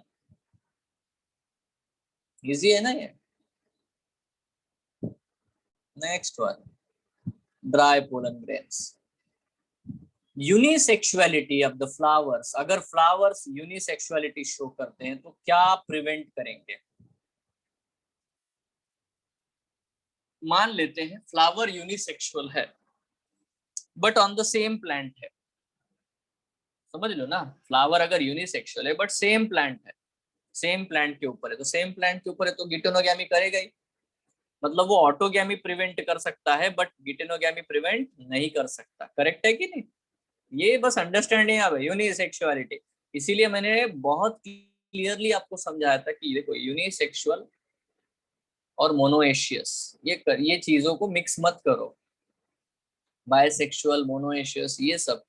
यूनिसेक्सुअल बायसेक्सुअल को अलग रखो, डायोशियस मोनोएशियस को अलग। वो प्लांट्स के लिए टर्मिनोलॉजीज है, डायोशियस मोनोएशियस। और यूनिसेक्सुअल बायसेक्सुअल ये टर्मिनोलॉजीज फिट होती है फ्लावर्स के लिए, ठीक है, क्योंकि गिटेनोगैमी में प्लांट मोनोएशियस होता है बट फ्लावर्स यूनिसेक्सुअल होते हैं। ऑटोगैमी में प्लांट मोनोएशियस और फ्लावर बायसेक्सुअल होने चाहिए। और बेटा जिनोगैमी में plant dioecious and flowers unisexual. Clear है क्या? ट्रिक समझ में आई ना? तो बेटा आंसर ऑटोमेटिक आ जाएगा। तो बेटा जिनोगैमी को प्रिवेंट थोड़ी करेगा तो वो तो जिनोगैमी को तो बेटा है ना पकड़ लेगा यार, चलना ही है, ठीक है। सो डेफिनेटली यहाँ पे बेटा हमारा जो आंसर होगा ए। सबको समझ में आ गया ये? चलो। What does the filiform apparatus do at the entrance into ovule? बताओ। What does the filiform apparatus do at the entrance into ovule?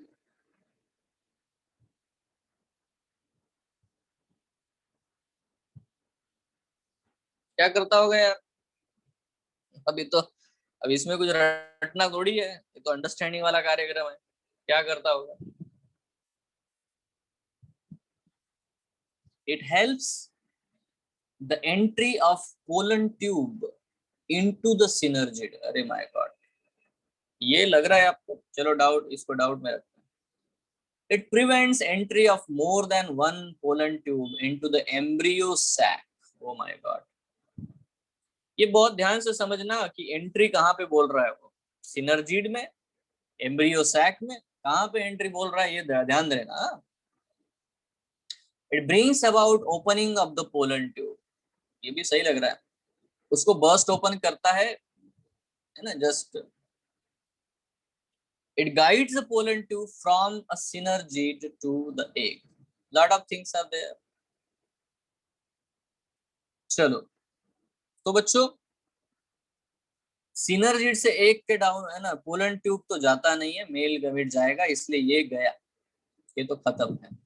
दूसरा, it brings about opening of the pollen tube, opening नहीं करेगा वो, इसको उसको अपनी तरफ move कराएगा, ठीक है, फिलीफॉर्म एपैरेटस, ठीक है। ठीक, तो देखो, what does the filiform apparatus do at the entrance into the ovule? Entrance into the ovule. It helps in the entry of the pollen tube into a synergid. It brings about the opening of the pollen tube. It prevents entry of the more than one. ये गया, अब बचे दो ही, ठीक है। अब बताओ आपका आंसर क्या होना चाहिए, या तो ए या तो सी।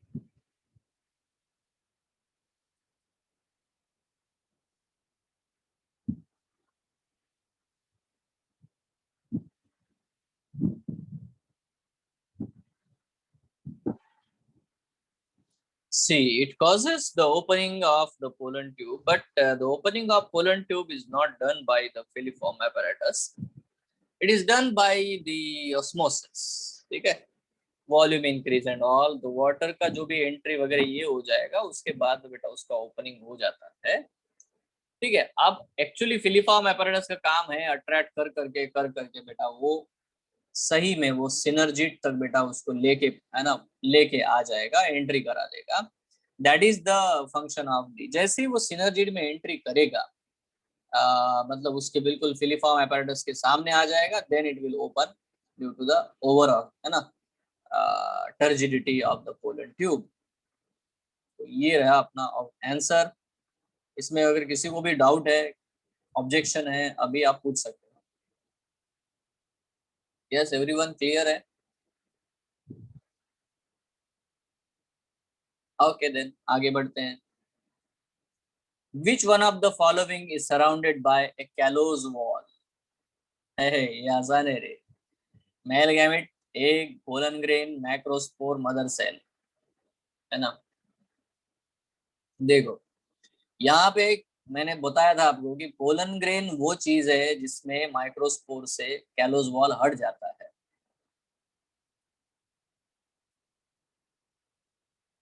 क्या बोला है? क्या क्वेश्चन है सर? वाई वही? अच्छा, साउंड में आता क्वेश्चन है। अच्छा तुम इस पे हो, ये वाला। ओके, देखो इसमें ना बड़ा ही सिंपल है। What does the filiform apparatus do? ये कार्यक्रम है, फिलीफॉर्म एपरेटस क्या करेगा? ठीक है, ऑब्वियसली वो उसको गाइड करेगा, है ना, एंट्री कहाँ पे करनी है। क्या वो भगा देगा क्या? देखो ये हो सकता है कि जैसे ये है, ये उसका फिलीफॉर्म एपरेटस है। Now this is a pollen tube, ये पोलन ट्यूब आ रहा है आ रहा है आ रहा है। अब इसके पास दो है सामने, ये उसका न्यूक्लियस है, ये दो मेल गैमेट है इधर, ये पोलन ट्यूब है। नाउ द थिंग इज कि ये इसको डाइवर्ट भी कर सकता है, चल भाग यहाँ से, एंट्री मत कर, ये भी कर सकता है, कर सकता है, ठीक है। बट वो ऐसा नहीं करेगा, ये सिनर्जी डेफिनेटली बेटा यहाँ पे उसको एंट्री करा देगा और ये कोलैप्स हो जाएगा, ये कोलैप्स हो जाएगा। ठीक है, एंड देन इसमें बहुत ज्यादा बेटा देन वाटर एंटर करने लगेगा एंड देन डिसरप्शंस। ठीक है, सो ये होता ये है कि पहली बात तो सबसे पहले ये इसको एंटर कराएगा, देन उसको बर्स्ट ओपन कराएगा। ठीक है, इसीलिए मैं सी को नहीं ले रहा हूं, क्योंकि पहला क्या करेगा, वो वहां तक लाएगा, सिनर्जिट में एंट्री कराएगा। यस, ठीक है, देन एंड देन उसको वो ओपन करेगा। अदरवाइज बिना इसके नहीं तो यहीं पे रप्चर हो जाएगा, ऐसा नहीं होता। पक्का? ये रप्चर होना चाहिए synergy. So what should be the first thing it can do? दूसरा, है ना, सेम चीज है कि वो एक्चुअली उसको भगाएगा नहीं, चलो इधर जा, ऐसा भी नहीं करेगा, वहीं पे खींचेगा, तभी जाकर के वो ओपन होगा। ओपन करना होता उसको तो कहीं पे भी ओपन कर सकता है, चल इधर जाके ओपन हो, इधर जाके हो, ऐसा नहीं है। ठीक है, so that is the first thing it has to do. ठीक है, सो दैट कि वो एक सेल के पास में ही मेल जो है रिलीज हो और तुरंत बेटा, है ना, जल्दी जल्दी जाइगोट और बने और वो बने। ठीक है, सो दैट्स इट। ओके प्यारे बच्चों, विच one of the following is surrounded by a callus wall? ये तो आप जानते हो यार, इसको मैंने बताया है, माइक्रोस्पोर, मदर सेल, एनसीईआरटी में डायग्राम दिया गया है। Male gamete in angiosperms are form by the division of, बताओ। कितना आसान है, बहुत आसान है। जनरेटिव सेल के डिवीजन से मेल गैमेट बनते हैं, है कि नहीं? वेजिटेटिव सेल से क्या बनता है? कुछ नहीं, पोलन ट्यूब बनता है उससे। पोलन ट्यूब का जो भी एंटायर कंटेंट है वो वेजिटेटिव सेल से ही आता है।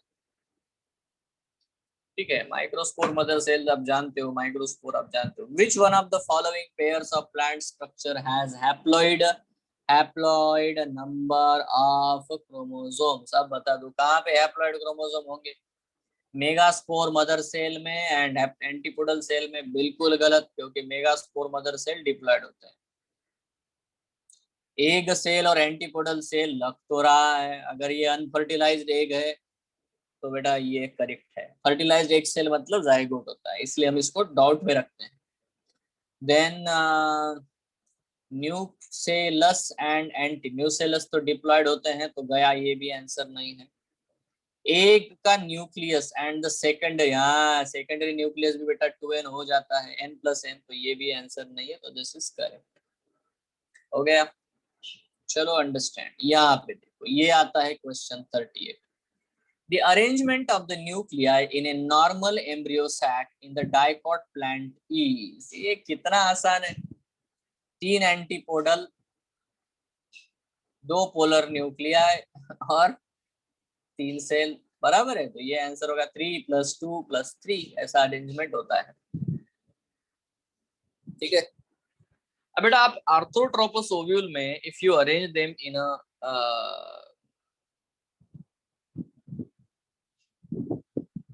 असेंडिंग ऑर्डर, मतलब नीचे से ऊपर ऐसे अरेंज करोगे तो नीचे क्या होगा, नीचे होगा एग apparatus, और ऊपर क्या होगा, ऊपर होगा एंटीपोडल, ये याद रखना। ठीक है।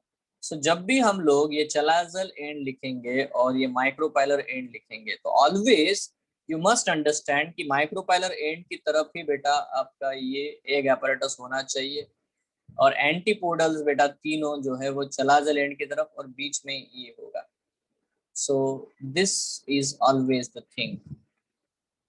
ठीक है, रिमेम्बर यहां से शुरू करके इधर जाना है। आर्थोट्रोपस ओविल में उल्टा हो जाएगा, एम ऊपर होगा, सी नीचे होगा। ठीक है, तो यहाँ पे बेटा एग apparatus होगा, यहाँ पोलर न्यूक्लियाई और यहाँ एंटीपोडल हो गए। ठीक है ना, ये रहा आपका एम्ब्रियो सैक, पक्का है ना। सो दिस इज, है ना, ये आपको थोड़ा पता रखना है, नहीं तो गड़बड़ हो जाएगी। मोस्टली एनाट्रोपस ओविल होता है एंजियोस्पर्म में, इसलिए ये नीचे की तरफ होगा। ठीक है, वैसे भी फार्मूला तो वही होता है 3, 2, 3। ठीक है, ये तो चेंज नहीं होगा, बट फिर भी आपको पता होना चाहिए कि नीचे वाला पहला वाला 3 क्या है। तो पहला वाला 3 ये जो है ये एक apparatus है, दूसरा वो डेफिनेटली, और जो आखिरी है बेटा वो क्या है। ठीक है, तो ये याद रखना, क्योंकि ये ऐसा क्वेश्चन आपको आ सकता है। देन यहाँ पे रिस्पेक्टिवली नहीं पूछा है, बट रिस्पेक्टिवली पूछा जाएगा, तो आपको पता होना चाहिए। What would be the number of chromosomes in the cells of the aileron layer? ये अभी बताया। In a plant species with the 8 chromosomes in its synergid, तो बेटा 8 मतलब synergid haploid होता है, और बेटा aileron layer triploid होता है, मतलब 8 multiplied by 3, बराबर है कि नहीं? Yes, very simple. Okay.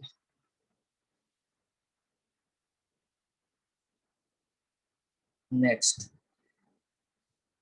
Through which cell of the embryo sac does the pollen tube enters the embryo sac? Now, ये क्वेश्चन आप बहुत अच्छे से जवाब दे सकते हो, बट उन्होंने क्या किया, गेम खेला है। गेम कैसे खेला बता दो।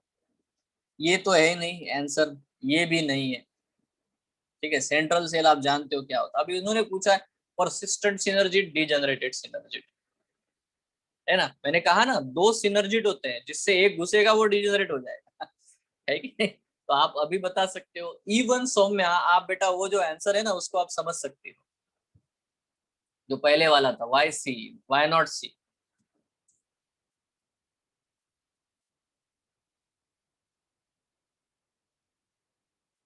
यस और नो, है ना, बहुत बढ़िया। तो ऑब्वियस बेटा आंसर तो सी आएगा, इसमें कोई भी इशू नहीं होना चाहिए, दिक्कत नहीं होनी चाहिए। ठीक है, क्वेश्चन तो अच्छा है ना।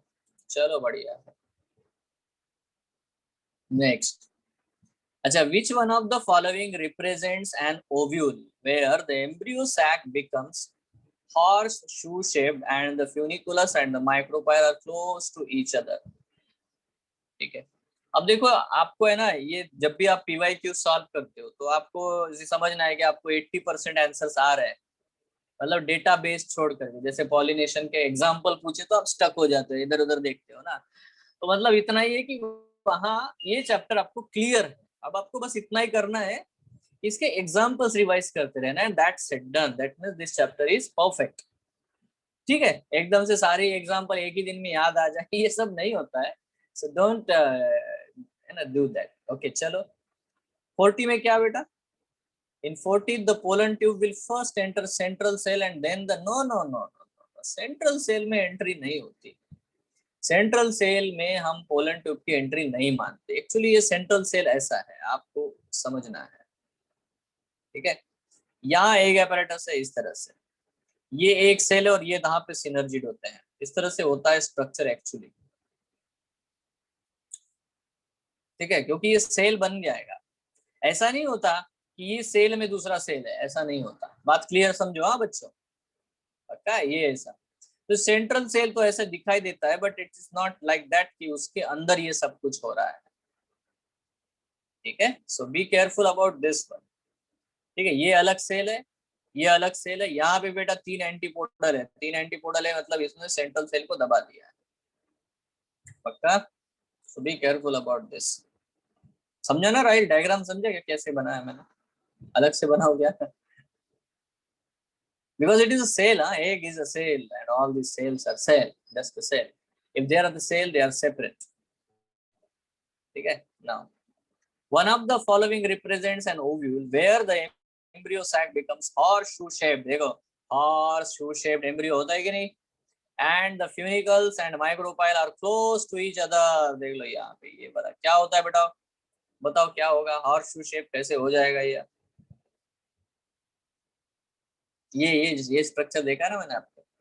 ये है फ्यूनिकल, ये ऐसा हो गया, ये ऐसा हो गया, है कि नहीं? हॉर्स शेप हो गया, है कि नहीं? ये देखो, ये अंदर न्यूसेलस है, ये भी ऐसा हो गया। ठीक है, और इवन बेटा ये खुद भी हॉर्स शेप हो जाता है ऐसे। तो सारे लोग बेंडिंग कर रहे हैं, है ना? तो क्या होगा? एम्फीट्रोपस, सिरसिनोट्रोपस, एट्रोपस। एट्रोपस मतलब ऑर्थोट्रोपस है, ठीक है? एनाट्रोपस बोलो, है ना? ये सब बताया मैंने। तो नॉर्मल है बेटा आंसर, डेफिनेटली एम्फीट्रोपस से। मैंने बताया कि देखो, तीन मैंने चीजें बताई है, एक है हेमीट्रोपस, एक है एम्फीट्रोपस, एक है कैम्पाइलोट्रोपस। तीनों में बताया कि तीनों में 90 डिग्री में वो टर्न मारेगा। बट है ना, सब में अभी एक फर्क है। हेमीट्रोपस को आप देखोगे तो उसमें सब कुछ स्ट्रेट लाइन में बैठा हुआ है, एवरीथिंग इज स्ट्रेट। कैम्पाइलो में आप देखोगे तो बेटा, है ना, ये कर्व हो जाता है, ये कर्व हो जाता है, बट बेटा ये एम्ब्रियो सैक तो स्ट्रेट रहता है ऐसा।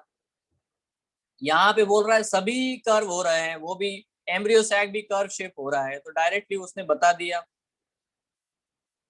ठीक है, तो एम्ब्रियो सैक को जैसे ही इन्वॉल्व किया बेटा, एम्ब्रोट्रोपस हो गया, डन, कार्यक्रम खत्म। ठीक है, थोड़ा रिवाइज करो।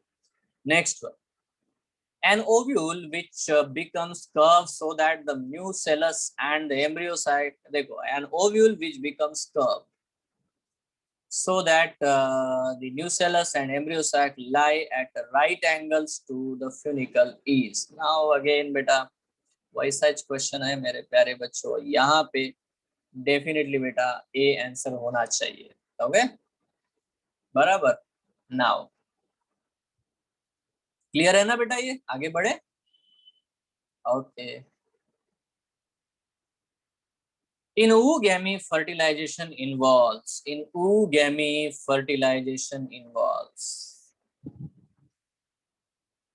ओगैमी, आइसोगैमी, अनाइसोगैमी। इन तीनों में डिफरेंस आपको पता है। Large non motile female gamete and a small motile male gamete, इनके बीच में फर्टिलाइजेशन होगा ऑब्वियसली, है ना? ओगैमी को हम लोग क्या बोलते हैं? Advanced N isogamy.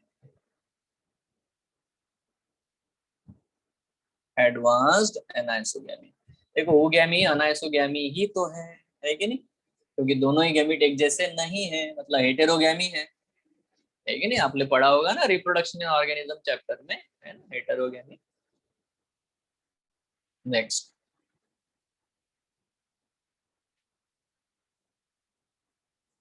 an ovule which becomes curved so that the nucellus and embryo sac lie at a right angle to the funicle is। फिर से वही वही क्वेश्चन आया क्या? रिपीट हुआ क्या ये? हाँ, रिपीटेड है। चलो ठीक है, आगे बढ़ते हैं। In a flowering plant archesporium gives rise to. Archesporium से क्या बनेगा?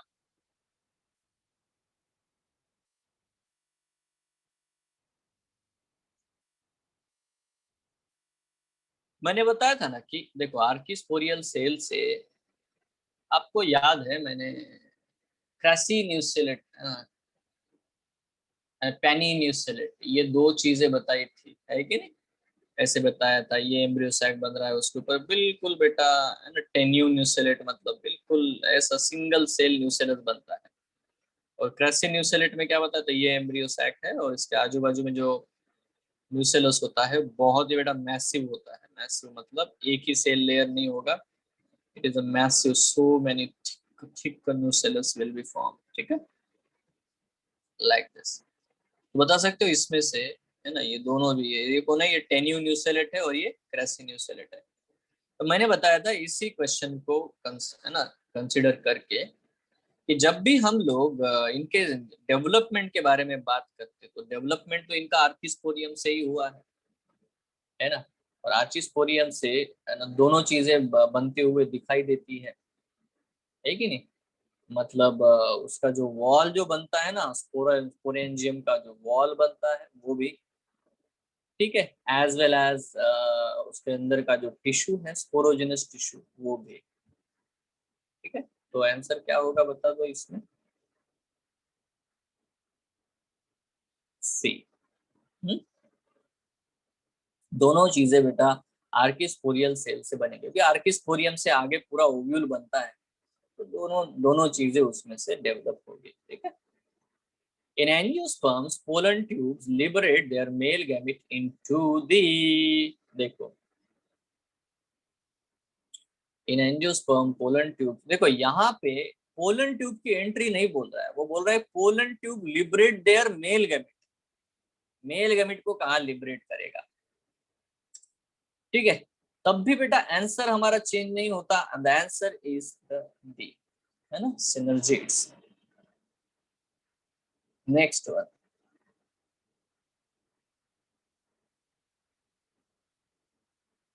What is the direction of micropyle in anatropous ovule.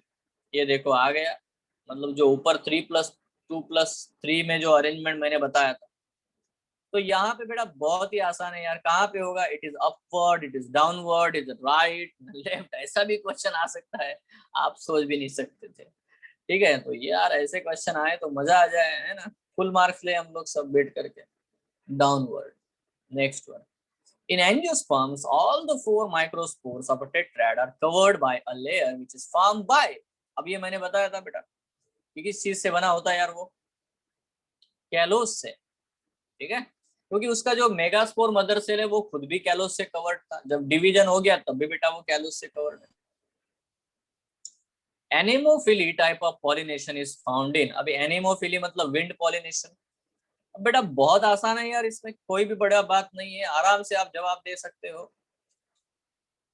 ठीक है। नहीं नहीं यार, बॉटल ब्रश में नहीं होगा।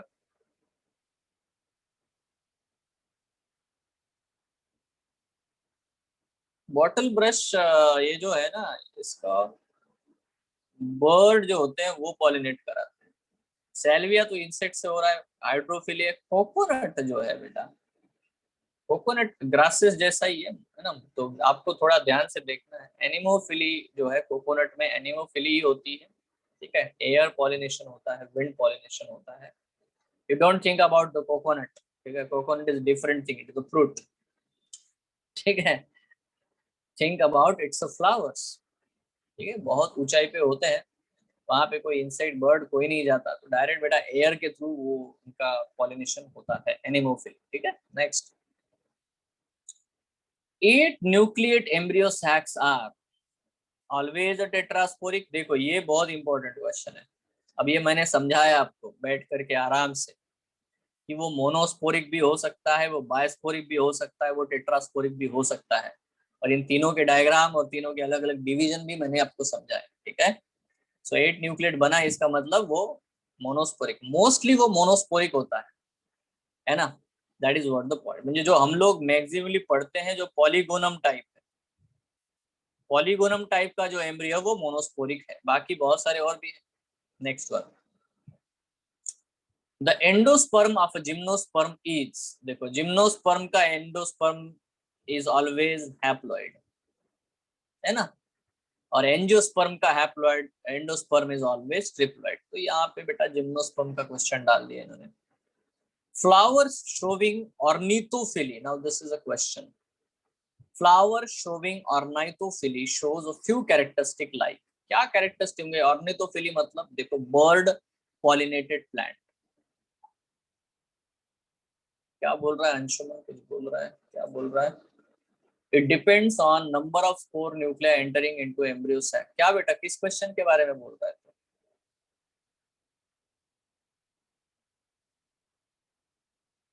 50।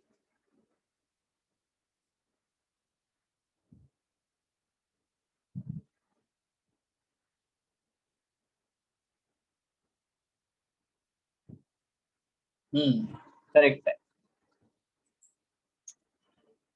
मतलब देखो मियोसिस में ये डिसाइड हो जाता है, अगर मियोसिस में वो कहाँ पे साइटोकाइनेसिस को रोक देता है, वहां से बेटा डिसाइड हो जाएगा कि वो मोनोस्पोरिक है या बायोस्पोरिक है या टेट्रास्पोरिक है। ये समझाया था मैंने, ठीक है। चलो आगे बढ़ते कुछ। Next, flower showing ornithophily shows the few characteristic like. क्या कैरेक्टरिस्टिक शो करेंगे flowers? Blue flower with the nectaries at the base of the corolla, red sweet scented flowers with the, देखो ये बात हमेशा याद रखना कि बर्ड्स में को वो स्मेल का सेंस होता नहीं है, ठीक है। तो ये तो पहले खत्म हो जाएगा कार्यक्रम, तो बी गया, ठीक है। अब बताओ बाकी।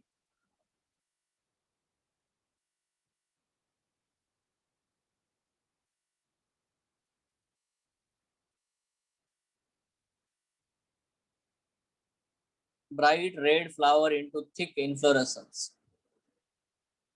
White flowers with the fragrance, again देखो ये गया फ्रेग्रेंस आते हैं। अब बचे दो ही, bright red flower into thick inflorescence, blue flower with the nectaries. देखो यहाँ पे बहुत इंपॉर्टेंट बात है कि उनमें बहुत ज्यादा नेक्टर होना चाहिए, नेक्टरीज होने चाहिए, जिसको बेटा खाने के लिए मतलब खास करके बेटा क्यूपियस नेक्टर, बहुत एम्पल अमाउंट ऑफ नेक्टर होना चाहिए। उसके लिए जो अंदर बेटा ग्लैंड्स होते हैं जो बड़े बड़े, उनको नेक्टरीज बोलते हैं एट द बेस। और इसीलिए बेटा उनके जो बिक होती है वो बहुत ही पॉइंटेड और लॉन्ग होती है बर्ड्स की। सो बेटा आंसर ए ही यहाँ पे सुटेबल है, ठीक है। अब इस क्वेश्चन से ही आप लोग याद रख लेना कि ब्लू फ्लावर्स उनको पसंद है। यस, ठीक है, वेरी गुड।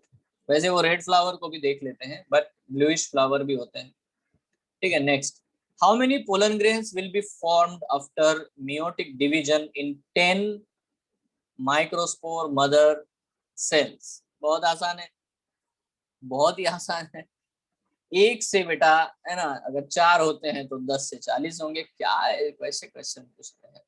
चलो, in an angiosperm how many microspore mother cells are required to produce 100 pollen grains? Again बेटा 100 पोलन ग्रेन्स है, मतलब डिवाइडेड बाय 4 कर दो तो आंसर 25 आ जाएगा, है ना। Then chief pollinators of agricultural crops are, सबसे ज्यादा पॉलिनेशन बेटा मैंने बताया था 80 to 85% पॉलिनेशन बीज ही करते हैं, ठीक है। So again it's very simple, transfer of pollen to the stigma of transfer of pollen to the stigma of another flower of the same plant. Again बेटा वही question, fertilization involving carrying of the male gamete by pollen tube is, इसको बोलते हैं साइफोनोगैमी, correct है। Pollen tube से जाएगा तो साइफोनोगैमी, ठीक है। यहाँ पे उन्होंने थोड़ा सा मिसगाइड करने की कोशिश की है ना, ये प्रोगैमी चला, ये तो सही है, वो तो टाइप से कि वो कहाँ से घुसेगा pollen tube. 58, one of the most resistant biological material is, this is sporopollenin। ये पहले वाले क्वेश्चन बड़ी आसान थी भाई। Ovule is a straight with the funicles, embryo sac, chalaza, micropyle lying on the one straight line। ये कहाँ पे होता है? ऑर्थोट्रोपस में स्ट्रेट ओव्यूल है, कोई टर्न नहीं, इधर नहीं उधर नहीं, है ना, सीधा अपने रास्ते पे चला। चलो ये क्वेश्चन है, number of meiotic divisions required to produce 200 or 400 seeds of the pea would be। बताओ, आसान है, 200 सीड बनाने हैं। मैंने तो आपको बताया था 100 सीड बनाने का आंसर बताया था, 125 मेयोटिक डिवीजन लगते हैं, तो मेरा 200 के लिए कितने लगेंगे? 250, आसान है ना, तो आंसर इज बी। और बेटा अगर 200 को 250 लगते हैं तो 400 के लिए कितने लगे, 500। इट्स टू इजी, है ना। तो मैंने वो पहले ही बेसिक आपको बता के रखा है कि 100 सीट का कैलकुलेशन मैंने आपको करके रखा है। 100 सीट को 125 डिवीजन लगते हैं मियोटिक, ये पक्का है कि नहीं। अब आप करते चले जाओ, 100, 200, 300, जितने नंबर देने हैं देते चले जाओ। इसका ही अगर ये मल्टीप्लाइड बाय जितना हो रहा है n, तो ये भी मल्टीप्लाइड बाय n करो, हो जाता है आंसर। यस और नो, है ना। So you know this very well. Meiosis is a best. अरे ये क्लियर है ना सबको बच्चों, किसी को प्रॉब्लम है क्या इसमें? 60, देख लो भाई, किसी को प्रॉब्लम है तो बोल दो। नहीं है, चलो बढ़िया है। Meiosis is best observed in dividing. देखो क्या है यार, cells of apical meristem, cells of lateral meristem. देखो माइक्रोस्पोरोसाइट्स की माइक्रोस्पोर्स एंड एंथर वॉल। तो जब भी बेटा आप देखो माइक्रोस्पोर को ऑब्जर्व करोगे तो क्या मिलेगा आपको, माइक्रोस्पोर पहले ही डिवाइड हो चुके हैं, है कि नहीं। तो आंसर डी आ जाएगा। माइक्रोस्पोरोसाइट मतलब माइक्रोस्पोर मदर सेल को जब आप देखोगे डिवाइड होते हुए तो आपको मियोसिस बढ़िया से समझ में आएगा। ठीक है। ऐसा ही क्वेश्चन बेटा माइटोसिस के लिए आता है। माइटोसिस को बेटा ऑनियन रूट टिप जो है that is a very good sample. ठीक है, वैसे ही मियोसिस के लिए, है ना, एंथर जो है वेरी गुड सैंपल होता है। ठीक है, next one. Pollination occurs in. Pollination कहाँ पे होता है भाई? एंजियोस्पर्म्स एंड जिम्नोस्पर्म्स में, इनमें पॉलिनेशन होता है। embryo sac occurs in, embryo sac is present inside the ovule. Simple. Which of the following pair has a haploid structure? बताओ, हैप्लॉइड स्ट्रक्चर कहाँ पे होगा? न्यूसेलस में तो नहीं होता, मेगास्पोर मदर सेल में नहीं होता, न्यूसेलस में नहीं होता, तो बी इज करेक्ट, है ना। Next, point out the odd one. Odd one कौन है बताओ, क्या लगता है आपको कौन है odd one? Nucellus, embryo sac, micropyle, pollen grain. क्यों होगा, क्या होगा बता दो। डी इज ऑड वन भाई, ये फीमेल फीमेल फीमेल फीमेल, ये क्या है? That's it. ठीक है, next one. Next, syngamy mean, syngamy का क्या मतलब होता है? Fusion of gametes. और कैसे सिंपल क्वेश्चन है, ऐसे क्वेश्चन आए आपको बस, है ना। ऐसे क्वेश्चन नहीं आने चाहिए, मैं आपको बता देता हूँ। ये सब जो क्वेश्चन है नीट का लेवल यही है बेटा, मैं आपको बता रहा हूँ। ठीक है, कुछ एक क्वेश्चन डिफिकल्ट होते हैं, बाकी ऐसे ही होते हैं बहुत सारे क्वेश्चंस, आपको ये समझना है। बट द मुद्दा है कि जब एग्जाम्पल्स आते हैं तो वो सही होने चाहिए। एनसीईआरटी के सारे एग्जाम्पल सही से पता रखो, और ऐसे आप पीवाईक्यूज को बार बार सॉल्व करोगे तो आपको कॉन्फिडेंस बहुत भयंकर लेवल पे रहता है। नहीं तो इतने सादे क्वेश्चन में गलती करके आते हैं बच्चे, मैंने देखा है। वो पता नहीं सर, वो गलती से मिस्टेक हो गई बोलते हैं ना, तो गाना ही शुरू कर देते गलती से mistake. So which ones produces androgenic haploids in anther culture? देखो बेटा, अगर मुझे एंड्रोजेनिक हैप्लॉइड प्रोड्यूस करना है टिश्यू कल्चर में, तो मैं क्या यूज करूंगा?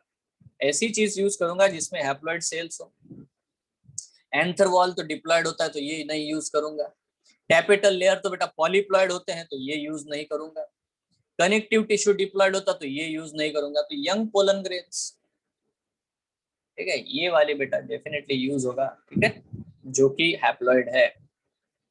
मेल गैमेटोफाइट, देखो ये आपको पता है ना, एंड्रोजेनिक हैप्लॉइड मतलब एंड्रॉइड से, एंथर से, एंड्रोशियम से अगर हम हैप्लॉइड प्लांट बनाना चाहते हैं लैब में टिश्यू कल्चर से, ठीक है, एगार एगार मीडियम यूज करके, ठीक है, तो बेटा हम लोग इसको एंड्रोजेनिक हैप्लॉइड कहते हैं।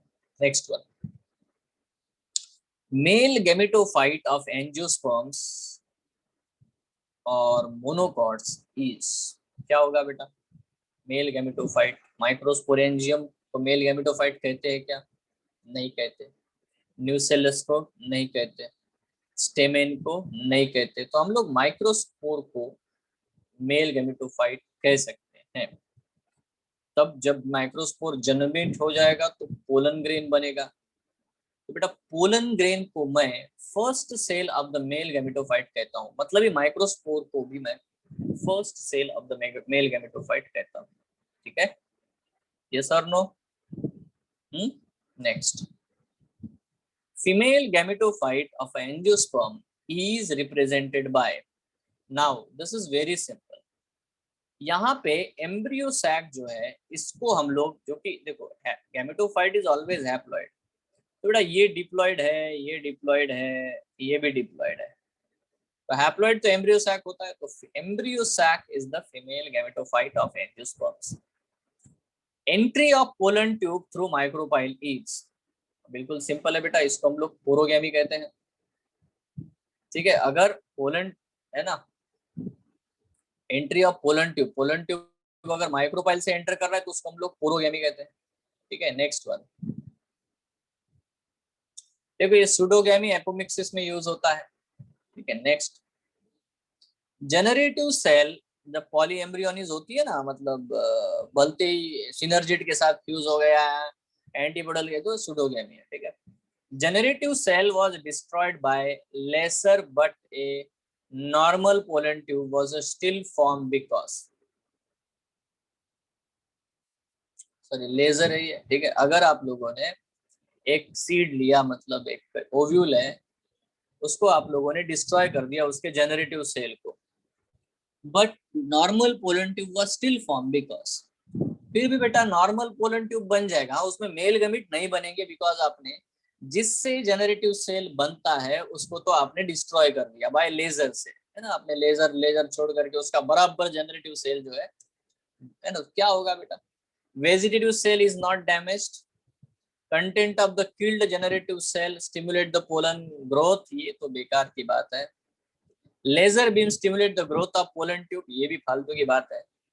The reason of emergence of pollen tube is not harm and the vegetative cell, देखो वेजिटेटिव सेल से ही बेटा पोलन ट्यूब बनता है।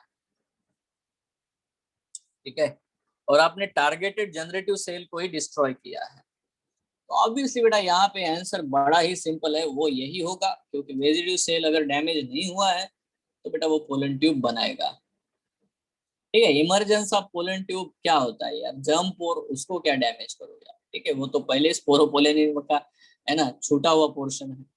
So that is which is correct, gametes are invariably haploid, correct है क्या? Gametes are always haploid, spores are invariably haploid, ये तो गलत है। गेमिट्स आर जनरली हैप्लॉइड, देखो बड़ा इंपॉर्टेंट लिखा है उन्होंने, invariably generally, both spores and gametes are invariably haploid, ये तो गलत है। क्या होगा आंसर, बता दो।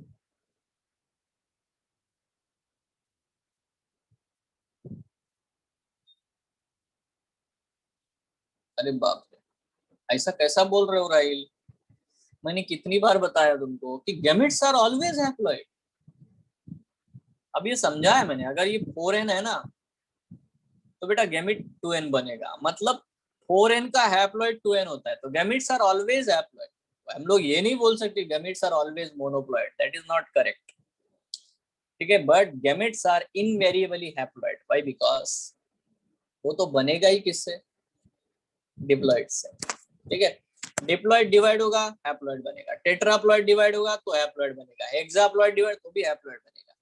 तो gamete can be 2n, can be 3n, can be 4n, but उसका पेरेंट का बेटा हमेशा वो हाफ द प्लॉइड ही होगा, इसलिए हैप्लॉइड होगा। Gamete is always haploid, so the answer is A. Yes और नो, है ना?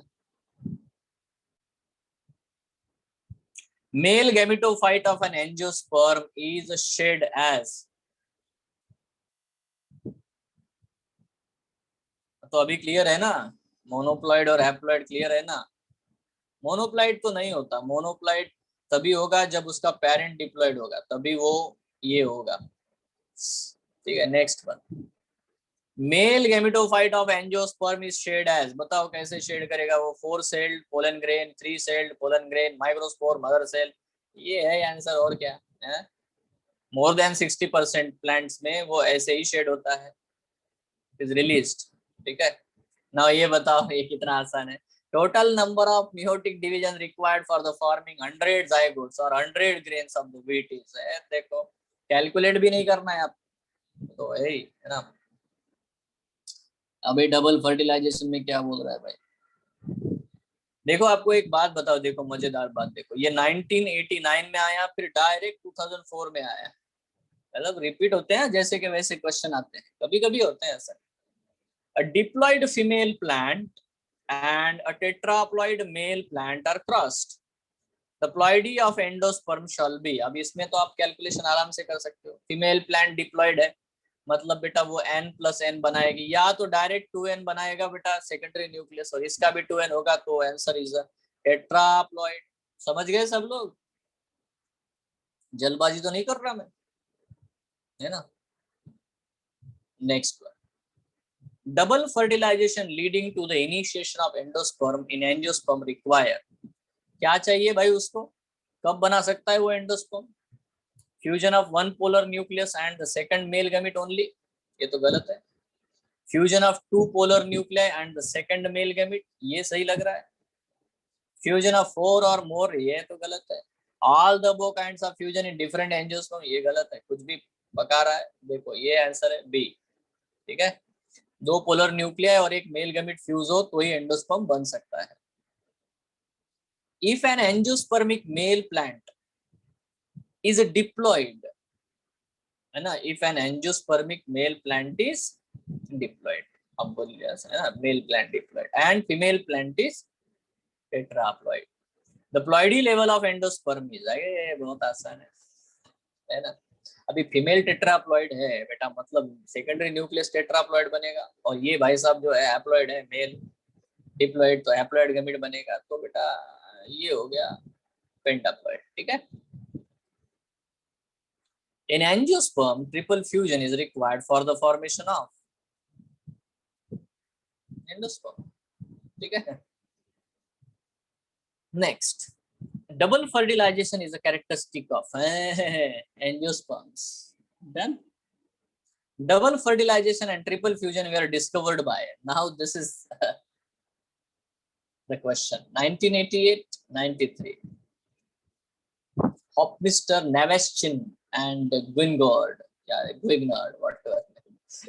And then here कुछ लोग होंगे यार, Leeuwenhoek and Strasburger, बताओ।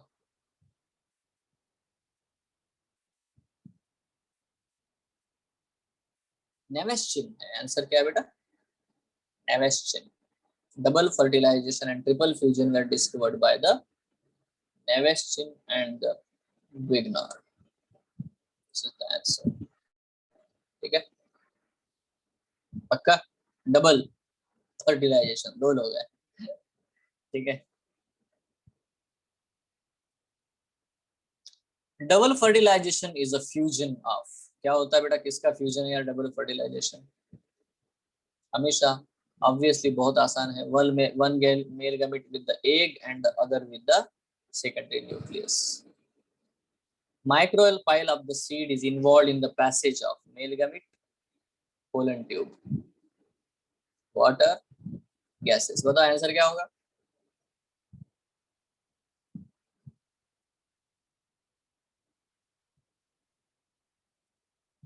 आंसर बेटा सी होगा, है ना, water. Micropyle of the seed, seed का, ओव्यूल का पूछते तो पोलन ट्यूब आंसर होता, तो उन्होंने ओव्यूल नहीं पूछा, ओव्यूल नाउ इट इज हो गया, फर्टिलाइजेशन हो गया, सीड बन गया, बेटा वाटर की एंट्री होगी, ठीक है। नेक्स्ट, यहाँ पे गैसेस लिखा है यार, यहाँ ऑक्सीजन लिखना चाहिए था, ठीक है, अगर ऐसा होता तो, पक्का। नेक्स्ट वन, पोस्ट फर्टिलाइजेशन, अब ये देखो, ये क्वेश्चन आपको सही ढंग से आने चाहिए। Functional megaspore in an angiosperm develops into, है कितना आसान है, फंक्शनल मेगास्पोर से क्या बनता है, embryo sac. Non albuminous seed is produced in, बताओ कहाँ पे नॉन एल्ब्यूमिनस सीड बनेगा,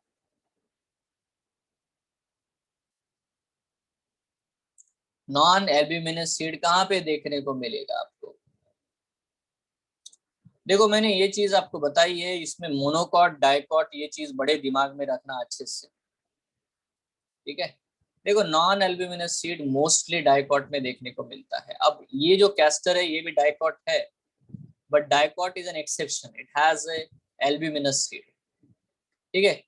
तो ये तो नहीं है, ये भी एल्ब्यूमिनस होता है, ये मोनोकॉट है, ये मोनोकॉट है बेटा, ये हमारा आंसर होगा फिर, ठीक है। सो दिस इज, है ना, ये तीनों गए। Castor although it is a dicot, it is a non albuminous, याद रखो, ठीक है। Perisperm differs from endosperm in having no reserve food, being a diploid tissue is, है ना, yes, ये डिप्लॉयड होता है पेरिस्पर्म, एक्चुअली रिमेनेंट क्या है ऑफ न्यूसेलस, इसीलिए बेटा डेफिनेटली वो डिप्लॉयड होता है, ठीक है। Seed coat is not thin, membranous in, है ना, कहाँ पे बेटा सीड कोट थिन और मेम्ब्रेनस नहीं होगा।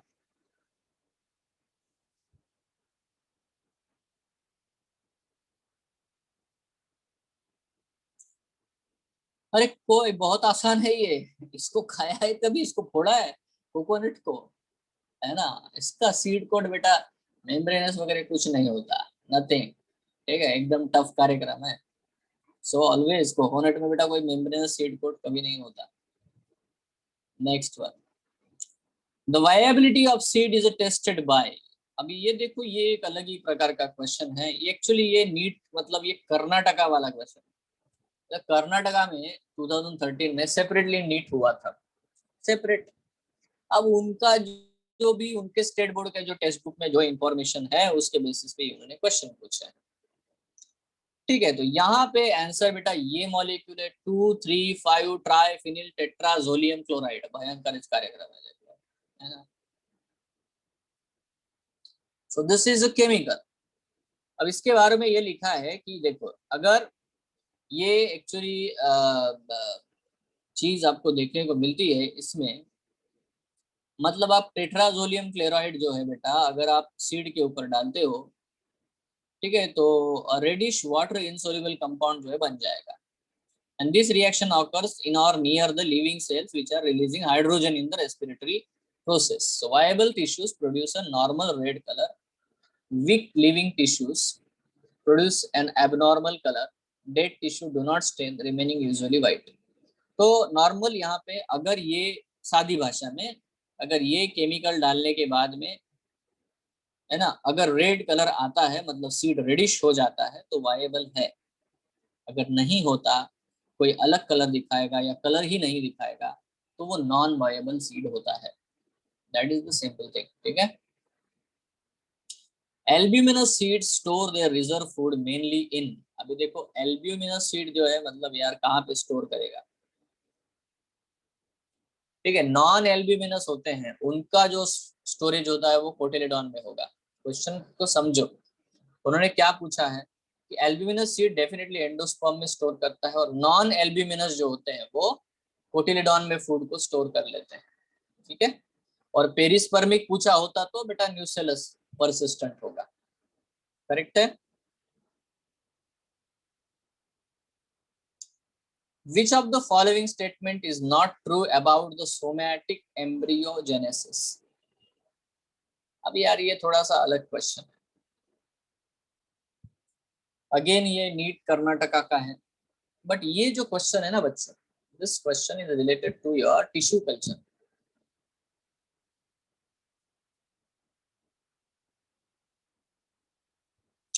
सोमैटिक एम्ब्रियोजेनेसिस ये आपको मैंने एपोमिक्टिक एम्ब्रियोज में पढ़ाया है। इसमें क्या है, सोमैटिक अगर एम्ब्रियोजेनेसिस होता है इसका मतलब एक डिप्लॉइड से डिप्लॉइड ही एम्ब्रियो बनेगा, ठीक है। ओके चलो, तो यहाँ पे अब बेटा पढ़ते हैं क्या आपको चीजें देखते हैं। देखो somatic embryo develops from a somatic cell.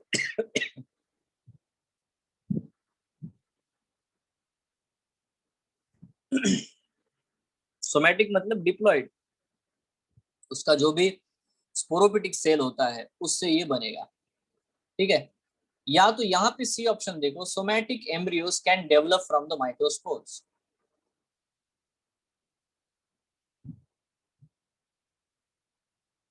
ठीक है। अब डेफिनेटली बेटा यहाँ पे देखो ये तो बिल्कुल सही है, उसके बाद बी देखो, the pattern of development of somatic embryo is comparable to that of a zygotic embryo. तो जैसे जाइगोटिक एम्ब्रियो डेवलप होता है वैसा ही बेटा वो डेफिनेटली डेवलप होगा, क्योंकि एम्ब्रियो ही बन रहा है। तीसरा, somatic embryo is induced usually by, yes exactly बेटा, जब हम लोग ऑक्सीन को यूज करते हैं, साइटोकाइनिन को यूज करते हैं, तो बेटा हम लोग मॉर्फोजेनेसिस इंड्यूस करा सकते हैं। तो इस हिसाब से ये वाला गलत है।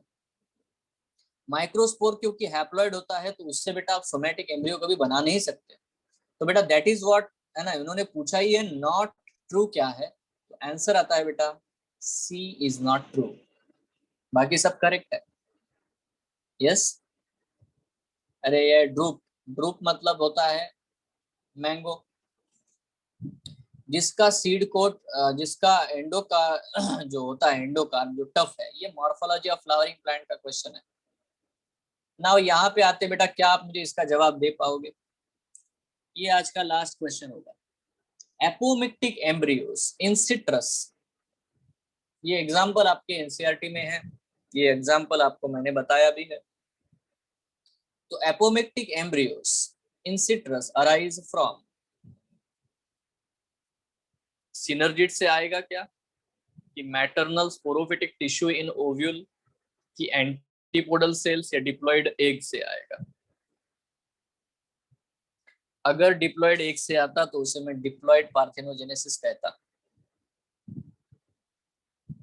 ठीक है, कहां से आता है? तो बेटा वो ओव्यूल के किसी भी सेल से आ जाएगा, मैटरनल स्पोरोफिटिक टिश्यू से, न्यूसेलस से आ सकता है। ठीक है, अगर वो डेवलप होता है, ठीक, तो मैं उसको एपोमिक्टिक एम्ब्रियो कहता हूँ। बट इतना ही हुआ कि उसमें फर्टिलाइजेशन नहीं हुआ। ठीक है, so this is very simple, very normal.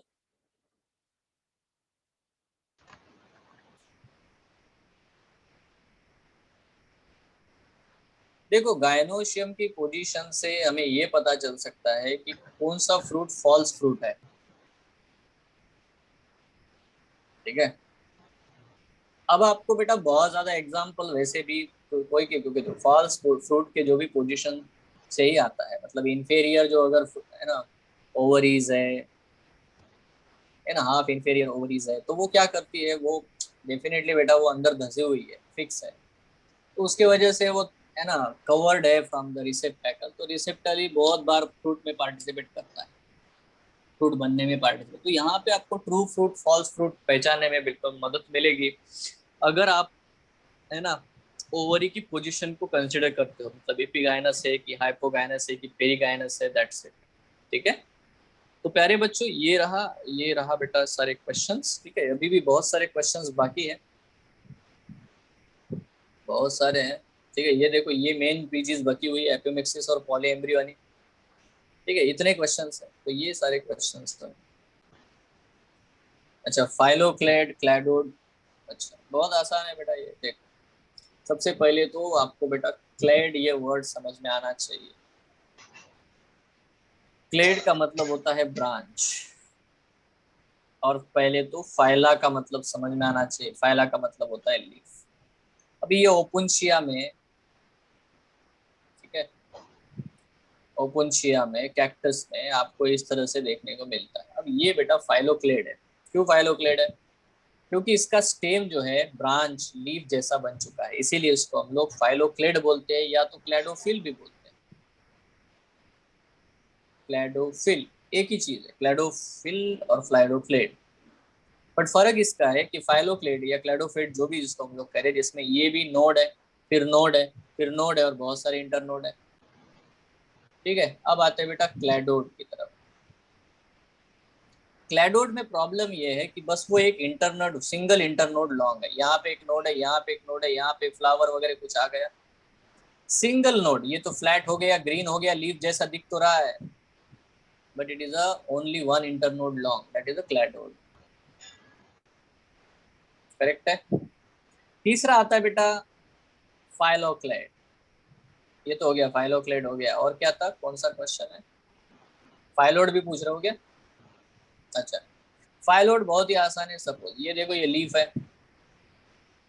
या मान लेते हैं ये ब्रांच है जिसके ऊपर बेटा छोटे छोटे लीफलेट आते हैं, ठीक है, ये है। अगर सपोज ये पेटियोल है ना, लीफ का पेटियोल है, now this petiole is modified into the leaf like structure, ठीक है।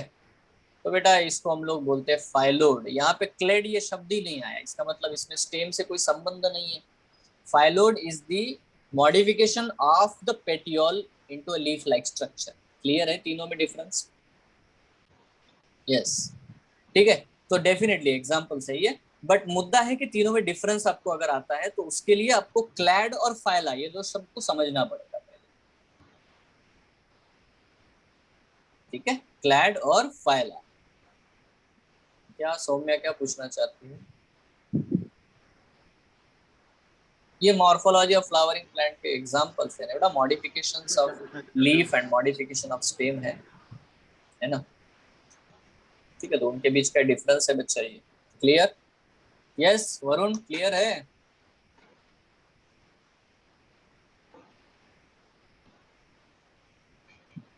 अरे क्लियर है क्या? चलो फिर, thank you, have a nice day, good night and a good day whatever, ठीक है, एंजॉय योर लाइफ।